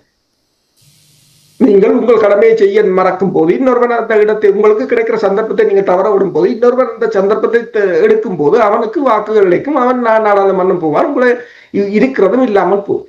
இப்ப என்னென்று சொன்னால் மக்களிட பிரச்சனையை ஒன்றை பற்றி எதை பற்றி நீங்க கலைக்க இங்க எல்லா இடத்தையும் நீங்க பாருங்க. ஒரு அமைப்புகள் இருக்கு, என்ன கலைக்கிறார்கள்? இனப்படுகொலை, மற்றது நீதிக்கான போராட்டம், அது தேவை. அதுக்கு அப்பாலே ஏதாவது சிந்திச்சு பார்த்துக்கலாம். இந்த மீனவர் போராட்டம் எத்தனை தடவை நான் இதில் கலைத்திருக்கிறோம். இந்த அமைப்புகள் ஏதாவது வாய் திறந்திருக்கிறதா? ஏதாவது உண்டு வாய் திறந்திருக்கிறதா அமைப்புகள் என்று இருக்கிறது? ஏன் அது அந்த மக்கள் கேள்விதான் நேரு அவர்களிடம் செல்வதற்கு முன்னதாக தங்கராஜா, நீங்க வணக்கம் இருக்கும். வணக்கம் வாங்க. நான் என்ன பாக்குறேன்டா பாவன் நரேந்திரன் அவர்கள் சங்கு சின்னத்தில் போட்டியிடும் போது கஜேந்திரகுமார் அவர்கள் தலைகளாக நின்றார். இதெல்லாம் கூடாது, எல்லாம் பிள்ளையான விஷயம் என்று சொல்லி தானொரு வேதம் மோதினார். பிறகு சங்கு சின்னத்தை மற்றவர்கள் கையில் எடுக்கும் போது அவர்களோட கூட்டு சேர்ந்து ஒரு ஒப்பந்தத்தை கைச்சாத்திட்டார். திரும்ப அந்த கூட்டணி தமிழ் இன துரோகியான சுமந்திரனுடன் போய் கூட்டு சேர்ந்துள்ளது. அவர்கள் அங்கு அதாவது மக்களால் தூக்கி எறியப்பட்ட சுமந்திரனுக்கு பின்னால் போய் நிற்கிறார்கள் என்றால் அவர்களுக்கு ஏதோ ஒரு லாபம் இருக்கிற மாதிரி தான் எனக்கு படுது. அது என்ன லாபமாக இருக்கும் என்று நீங்கள் நினைக்கிறீர்கள் என்று எனக்கு ஒரு விடைவு வேணும். அடுத்தது ஏற்றாண்டொரு அமைப்பு தனது காலை ஆழமாக பதித்து நிலவும் புலமும் சேர்ந்து வேலை செய்வதற்கான ஏற்பாடுகள் செய்து கொண்டு மிகவும் ஆழமாக செயல்படும் பட்சத்தில் அதுக்கு சார்பாக இணையாக தானும் ஒரு அமைப்பை தமிழ் பேரவை உருவாக்கி அதுல பொது சபை வரப்போது அது இது கணக்கெல்லாம் காய்ச்சி கொண்டிருக்கிறார். அப்ப கஜேந்திரகுமார் சுமந்திரன் எங்களுக்கு தமிழின துரோகி என்றதை நாங்கள் எல்லோரும் ஏற்றுக்கொள்ற நாங்கள் பலர் எப்படி அனுராவை நாங்கள் விட்டு கொடுப்போம், அவருக்கு டைம் கொடுப்போம் என்று கதைக்கிற ஆக்கள மாதிரி இவரையும் கஜேந்திரகுமாரையும் தமிழ் தேசியவாதியாகவும் நமக்காக எமது பக்க நிற்பவராகவும் வர்ணித்துக் கொண்டிருப்பவர்களுக்கு நீங்கள் தருகிற பதில் என்ன? இந்த ஏற்ற அமைப்பை எப்படி நாங்கள் இன்னும் ஆழமாக கொண்டு சொல்வதற்கு நீங்கள் மக்களுக்கு கொடுக்கிற அறிவுரை, இதைத்தான் கேட்க விரும்புகிறேன். நன்றி. நன்றி நன்றி ரவி, இணைந்து உங்களுடைய கேள்வி நேரு அவர்களை நீங்கள் வாருங்கள். ஒரு விஷயம் என்றால் நாங்கள் திருப்பி ஒரே இடத்துல வந்திருக்கோம். அதாவது தீர்வு இதோட தமிழ்நாட்டு பிரச்சனை முடிஞ்சிடும், அதை உண்டுதான் எங்கள்கிட்ட இருக்கிற குறைபாடு என்று பார்க்குறோம். இங்கதான் நாங்கள் பெரும் தவறு இழைக்கிறதாக நான் சொல்லுவேன். என்றால் ஏன் எங்களுடைய மக்கள் இடம் இன்றைக்கு எங்களோட மக்களை சென்றால் வென்றெடுக்கலாம்? நாம சொன்னதானே பலகீனம் என்ற ஒரு விஷயத்தை சொன்னதுக்கு காரணம் என்றால் மக்களிடம் பல இனங்கள் இருக்கும், அது குறைபாடு அல்ல. மக்களுக்கு சரியான மேய்ப்பன் வேண்டும். மேய்ப்பன் சரியாக மக்களை முறைமைப்படுத்தி சொன்னால் மக்களுக்கு பின்னால அணிவகுத்து நிற்பார்கள். அது நடைமுறை இல்லைன்னு சொன்னால் சிதறல் எந்த ஒரு சமூகத்தில் நடைபெறும். அதுக்கான ஸ்கொட்லாண்ட் சொன்னால் இங்கே கியூபெக்னு சொன்னால் இது நாங்கள் இது வரலாறு என்னுடைய வழிகாட்டு என்றால் அந்த வரலாற்றில் என்ன படிக்கிறோம், அதை எங்கள்ட மக்களோட எப்படி நாங்கள் பொருத்தி பார்க்குறோம், எங்கள்ட மக்களுடைய இதை நாங்கள் தெரியணும். அதான் ஆளுமை என்பது. இப்போ ஒரு விஷயத்தை அவர் சொல்லித்தரார், மொழி கலை கலாச்சாரம் என்பது ஒரு தேசிய இனத்தின் கட்டமைப்பின் காணக்கு தூண்களாக விளங்குகின்றன. என்ன ஒரு ஒரு தேசிய இனத்தினுடைய கட்டமைப்பின் தூண்களாக என்னத்தை வழிபடுறார்? மொழி கலை கலாச்சாரம். ஒரு தேசியத்தின் ஆத்மாவே அவை திகழ்கின்றன சொல்றார். அப்ப இதை ஒரு வரையறுத்து சொன்னார் இல்லோ. இப்ப பாருங்கள் எங்கே நடக்குதுன்னு சொல்லி பொங்கல் நடைபெறுகிறது. பொங்கலுக்கு தமிழ் இனத்தினுடைய தலைவர் யார்? அனுரகுமார திசுநாயக்கா. ஏனென்றால் அவர் மக்களோட பொங்கல் கொண்டாடுற எல்லா இடமும் தெரிகிறார். மாறி மாறி கோயில் தெரிஞ்சார். கோயிலுக்கும் பொங்கலுக்கும் சம்பந்தம் இல்லை. ஆனா அவரை யாரை கூட்டி வந்த கோயில் காட்ட அவர் கோயில்ல போய் நிற்கிறார். அங்கண்ட மக்களும் போய் கோயில்ல நின்றார்கள். அப்ப தமிழ் மக்களுடைய பொங்கல் கலாச்சாரத்தினுடைய தலைவர் யார்? அனுரகுமார திசுநாயக்கா. ஏன் எங்களுடைய தலைவர்கள் இந்த 14 வருஷமா ஒருத்தரும் பொங்கலுக்கு போய் மக்களோட நிக்கல? அப்ப மக்கள் என்ன அவையில பொறுத்தவரை நாங்கள் எங்கள் எல்லாரையும் பொறுத்தவரை அரசியல் மட்டும்தான் எங்களுக்கு ஐயா. அதை கடந்து மக்களுக்கு ஒன்றுமே இல்லையண்டா அப்ப மக்களுடைய துன்ப துயரங்களில் பங்காளியாயிருங்கள் என்ற ஒரு சொன்னுடைய அர்த்தம் என்ன புரிந்தது? அப்ப அரசியல் தலைவர்களுக்கு புரிதல் இல்லையா, எங்களுக்கும் புரிதல் இல்லையா? இப்ப பாருங்கள், பொங்கலுக்கு அனுரகுமார திசுநாயக்கா, சிவராத்திரிக்கு யார்? ஹரணி. திருக்கோதீஸ்வரத்துல மக்கள் குழுமி இருக்கிறார்கள். அவ்வளவு பெரும் திரளான மக்கள் மத்தியில அவரும் ஒரு தட்டோடு நிற்கிறார் வழிபாட்டுக்கு. எங்களுடைய தலைவர்ல காண்றீங்களோ, நத்தாறுல காண்றீங்களோ, இல்லாட்டி சிவராத்திரியில காண்றீங்களோ? அப்ப அந்த கலை கலாச்சாரம் பண்பாட்டு ஒரு இனத்தினுடைய கட்டமைப்பின் தூண்கள் என்று சொன்ன அந்த அர்த்தத்தை யார் புரிஞ்சு கொண்டோம்? அப்ப எங்களுடைய அவங்கள் யார் இந்த பல இனத்தை கொடுத்தது அவங்களுக்கு? நாங்கள் எல்லா இடத்துல அவன் நிக்க அங்க இருக்கிற மக்கள் அவ்வளவு பேரும் பார்த்துட்டு யோசிக்கிறாங்க, ஆஹா நம்மவர் வந்துட்டாருன்னு போய் அவருக்கு பக்கத்துல படம் எடுப்பார்கள், வணக்கம் போடுவார்கள், எல்லாம் செய்வார்கள். அப்ப மேய்ப்பனாக அவங்க மாறுவதற்கு இடம் கொடுக்கிறது யார்? நாங்கள் தானே. அப்ப நாங்கள் அரசியலை தவிர 4 பேர் கூடி ஒரு அறைக்குள்ள இருந்து இல்லாட்டி இருந்து விவாதிச்சுட்டு வர்றதை கடந்து அதாவது இந்த அரசியலை கதைக்கரை கடந்து மக்களுடைய விவகாரங்கள் சம்பந்தப்பட்ட விடயத்துல ஏன் நாங்கள் காணாம போனாங்க? இந்த இடைவெளியை கொடுக்கறது யார்? இப்ப எங்கெங்கெல்லாம் நாங்கள் திருந்த வேண்டி இருக்கிறது என்று புரிகிறது தானே. இப்ப சரி, இவர்களை தூக்கி போடுவோம் ஒரு பக்கத்தால. சரி, இவர்கள் இல்லை, இன்னொரு ஒரு வலுவான ஒரு கட்டமைப்பா உருவாக்கி இவற்றை கடந்து செல்வதாக இருந்தால் அங்கேயும் உருவாகிற அமைப்புகள் நிறைய உருவாகுது. புலத்திலேயும் நிறைய அமைப்புகள் உருவாகுது. தாயத்திலும் நிறைய கட்சிகளுக்கான பதிவு நடந்து கொண்டிருக்குது. உங்களுக்கு அது எலெக்ஷன் வரைத்தான் அந்த பேர் வெளியில வரும். இப்பயே பதிவுகள் தொடங்கிட்டு பதிவினம். ஏன்னு சொன்னால் இவைதான் நாங்களாம் மாற்றண்டு. ஆனா இந்த மாற்றண்டு சிந்திப்பவர்கள் ஒருதரும் இந்த மக்களுடைய அடிப்படை விவகாரங்களில் போய் அவருடைய பங்காளிகளாக இருப்பதை புரியவில்லை, தெரியவில்லை. அப்ப மாற்றம் ஒன்று நாங்கள் பேசுறோம் என்று சொன்னால் மாற்றம் எங்கிருந்து உருவாக வேண்டும் என்று சொன்னால் மக்களுடைய வாழ்வியலில் நான் இப்ப பல கோடுகளுக்கு இருக்கான நான் தமிழ் தேசியத்தை அவர் எவ்வாறு வகைப்படுத்தினார், இந்த வகைப்படுத்தின இருக்கக்கூடிய இவ்வளவு குறைகளும் தீர்க்கப்படுமாகனா. இப்பொழுதும் பாருங்கள், சிவா கேட்டது மாதிரி மாகாண சபைக்கு போய் நிற்கிறோம். அவன் என்ன சொல்லி வச்சிருக்கான்றதை நாங்க இன்னும் பார்க்கல. அவன் இந்தியா கொண்டு எல்லாருக்கும் சொல்லி வச்சிருக்கிறான், நீங்கள் சொல்ற எல்லாத்தையும் உள்வாங்கி ஒரு புதிய யாப்பை தொழுவாங்கிறவன். அந்த யாப்பு விழுவிட போகுது, யாப்பை இழுத்து கதை சொல்லுவான். ஏன்னா அவனுக்கு 3-2 பெரும்பான்மை இருக்குது. அவனுக்கு எப்போ நிறைவேற்றலாம். அவனுக்கு ஒரே ஒரு சவால், இந்த 50%த்துக்கான ஒரு இது. இன்றைய சூழலில் நான் சொன்னேன், இந்த அவனுடைய சரிவு, அதாவது மக்கள் கணிப்பில் மக்களுடைய ஆதரவு நிலையில் சரிவு அவனுக்கு தெற்குல நிறைய இருந்தது. எங்கே அந்த சரிவு இருந்தது என்று சொன்னால் அவனுடைய சிங்கள தேசத்தில் இருக்கக்கூடிய கிராமங்களில் அந்த இது பெரிதாக இருந்தது. அந்த இடத்தை சமீபத்தில் வந்த புயல் அவனுக்கு வரமாக மாறி போயிட்டது. அந்த அந்த புயலை வைத்துக்கொண்டு மீண்டும் அவர்கள் தங்களுடைய மக்களுடைய நம்பிக்கையை மீண்டும் கட்டி எழுப்பியிருக்காங்க. இது எவ்வளவு காலம் நீடிக்கும் என்றது இன்னொரு கேள்வி. அதை சரியாக கணப்பிட்டால் அதுக்கான ஒரு இன்னொரு திட்டமிடல் இருக்கிறது. ஆனால் இப்பொழுது அவனுடைய திட்டமிடலில் அது மாறி இருக்கிறது. அப்ப அவன் இந்த இது கொண்டிருக்க இப்ப இன்னொரு கேள்வி இருக்கிறது, இந்த 13க்கு அவன் ஒரு வடிவம் கொடுப்பானா? அவ்வாறு இருந்தால் இந்த மாகாண சபை தேர்தலை நடத்தலாம். நான் சொன்னேன், இந்த ஏப்ரல்ல அல்லது மே முதல் பகுதியில் வர்றதுக்கு நிறைய வாய்ப்பு இருக்கு இந்த கொடுத்த காசை.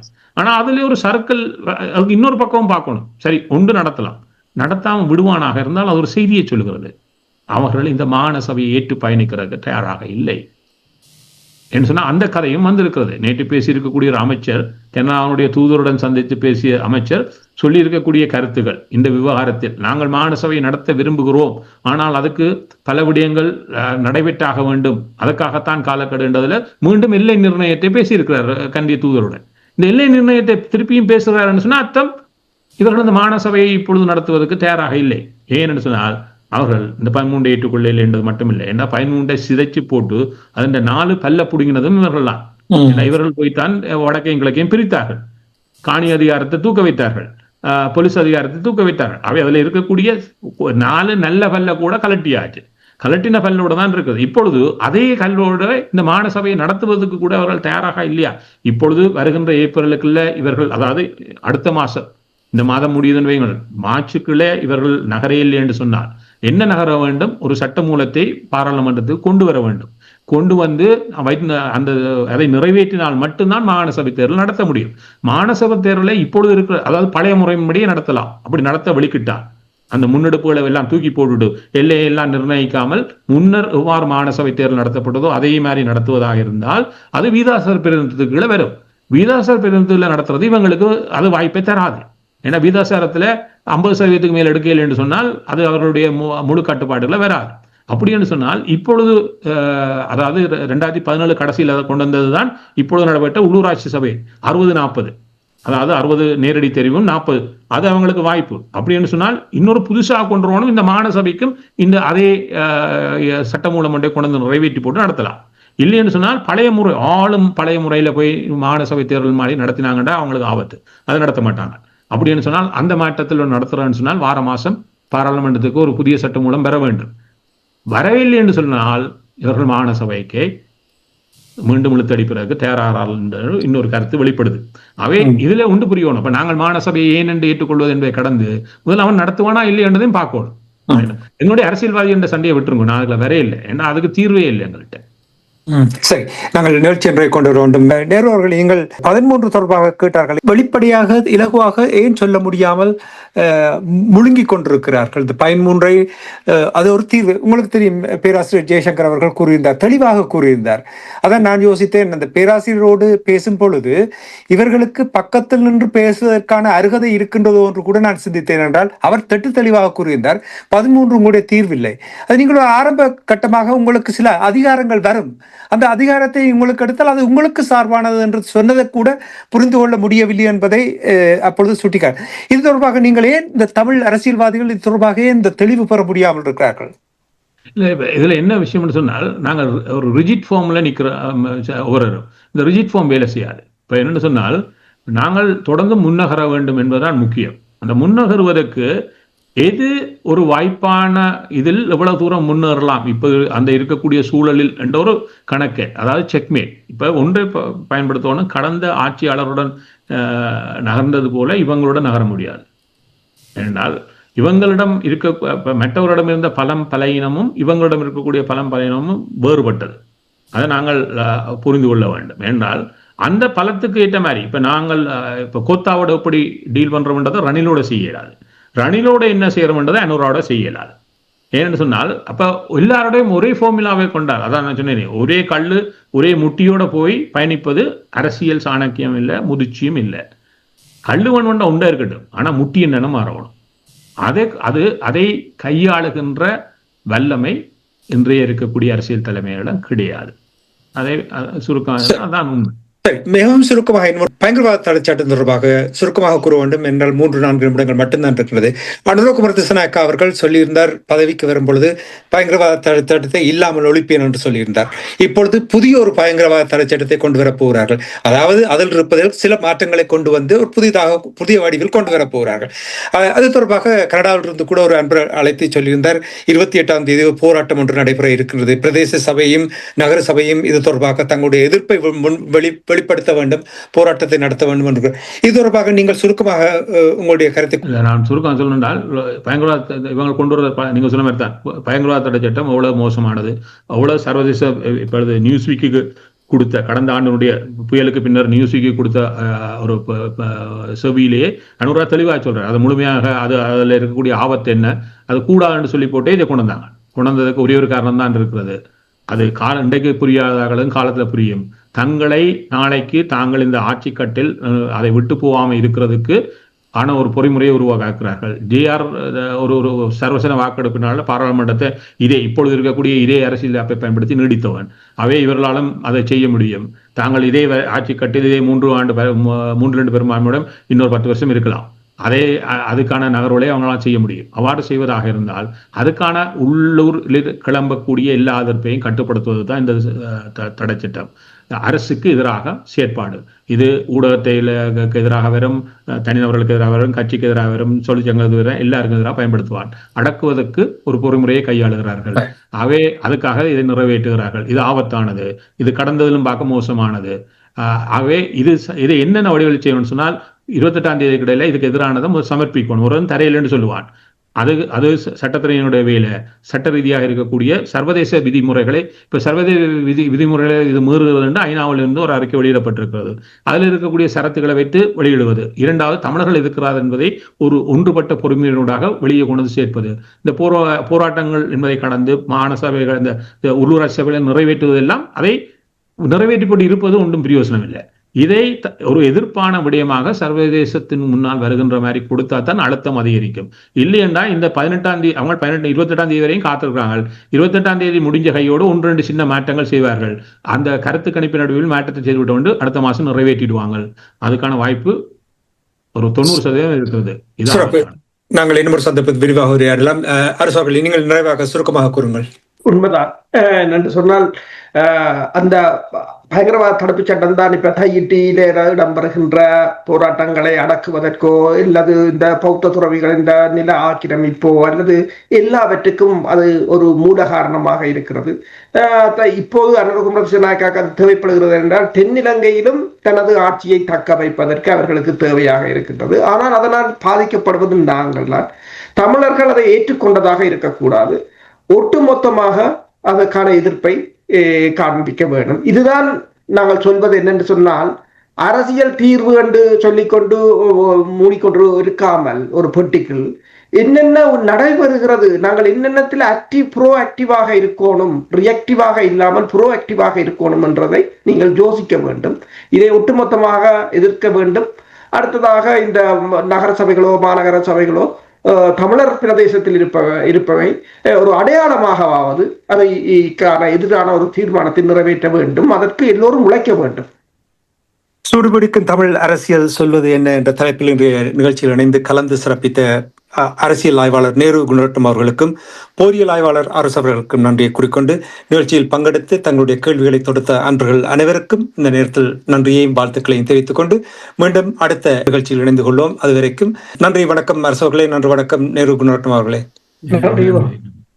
எமது பார்வையாளர்களுக்கு வணக்கம். மக்களின் குரலாய் ஓங்கி ஒலிக்கும் இலக்கு மின்னிதழ் மற்றும் உயிரோடை தமிழ் வானொலி ஆகிய இவ்விரு ஊடகங்களும் உங்களைப் போன்ற எமது நேயர்கள் நண்பர்களின் ஆதரவிலேயே இயங்கி வருகின்றன. மிக குறைந்த வளங்களுடன் பல இடர்கள் மற்றும் தடைகளை தாண்டி பயணிக்கும் எமது ஊடகங்களின் பணிகள் மேலும் வளர உங்களால் முடிந்த நிதியுதவியை வழங்கி இன்னும் காத்திரமான செயற்பாடுகளை முன்னெடுக்க உதவுமாறு மிகவும் பணிவன்புடன் வேண்டி நிற்கின்றோம். உங்கள் பங்களிப்பு உங்களின் உரிமை குரலாய் ஓங்கி ஒலிக்கும். நன்றி.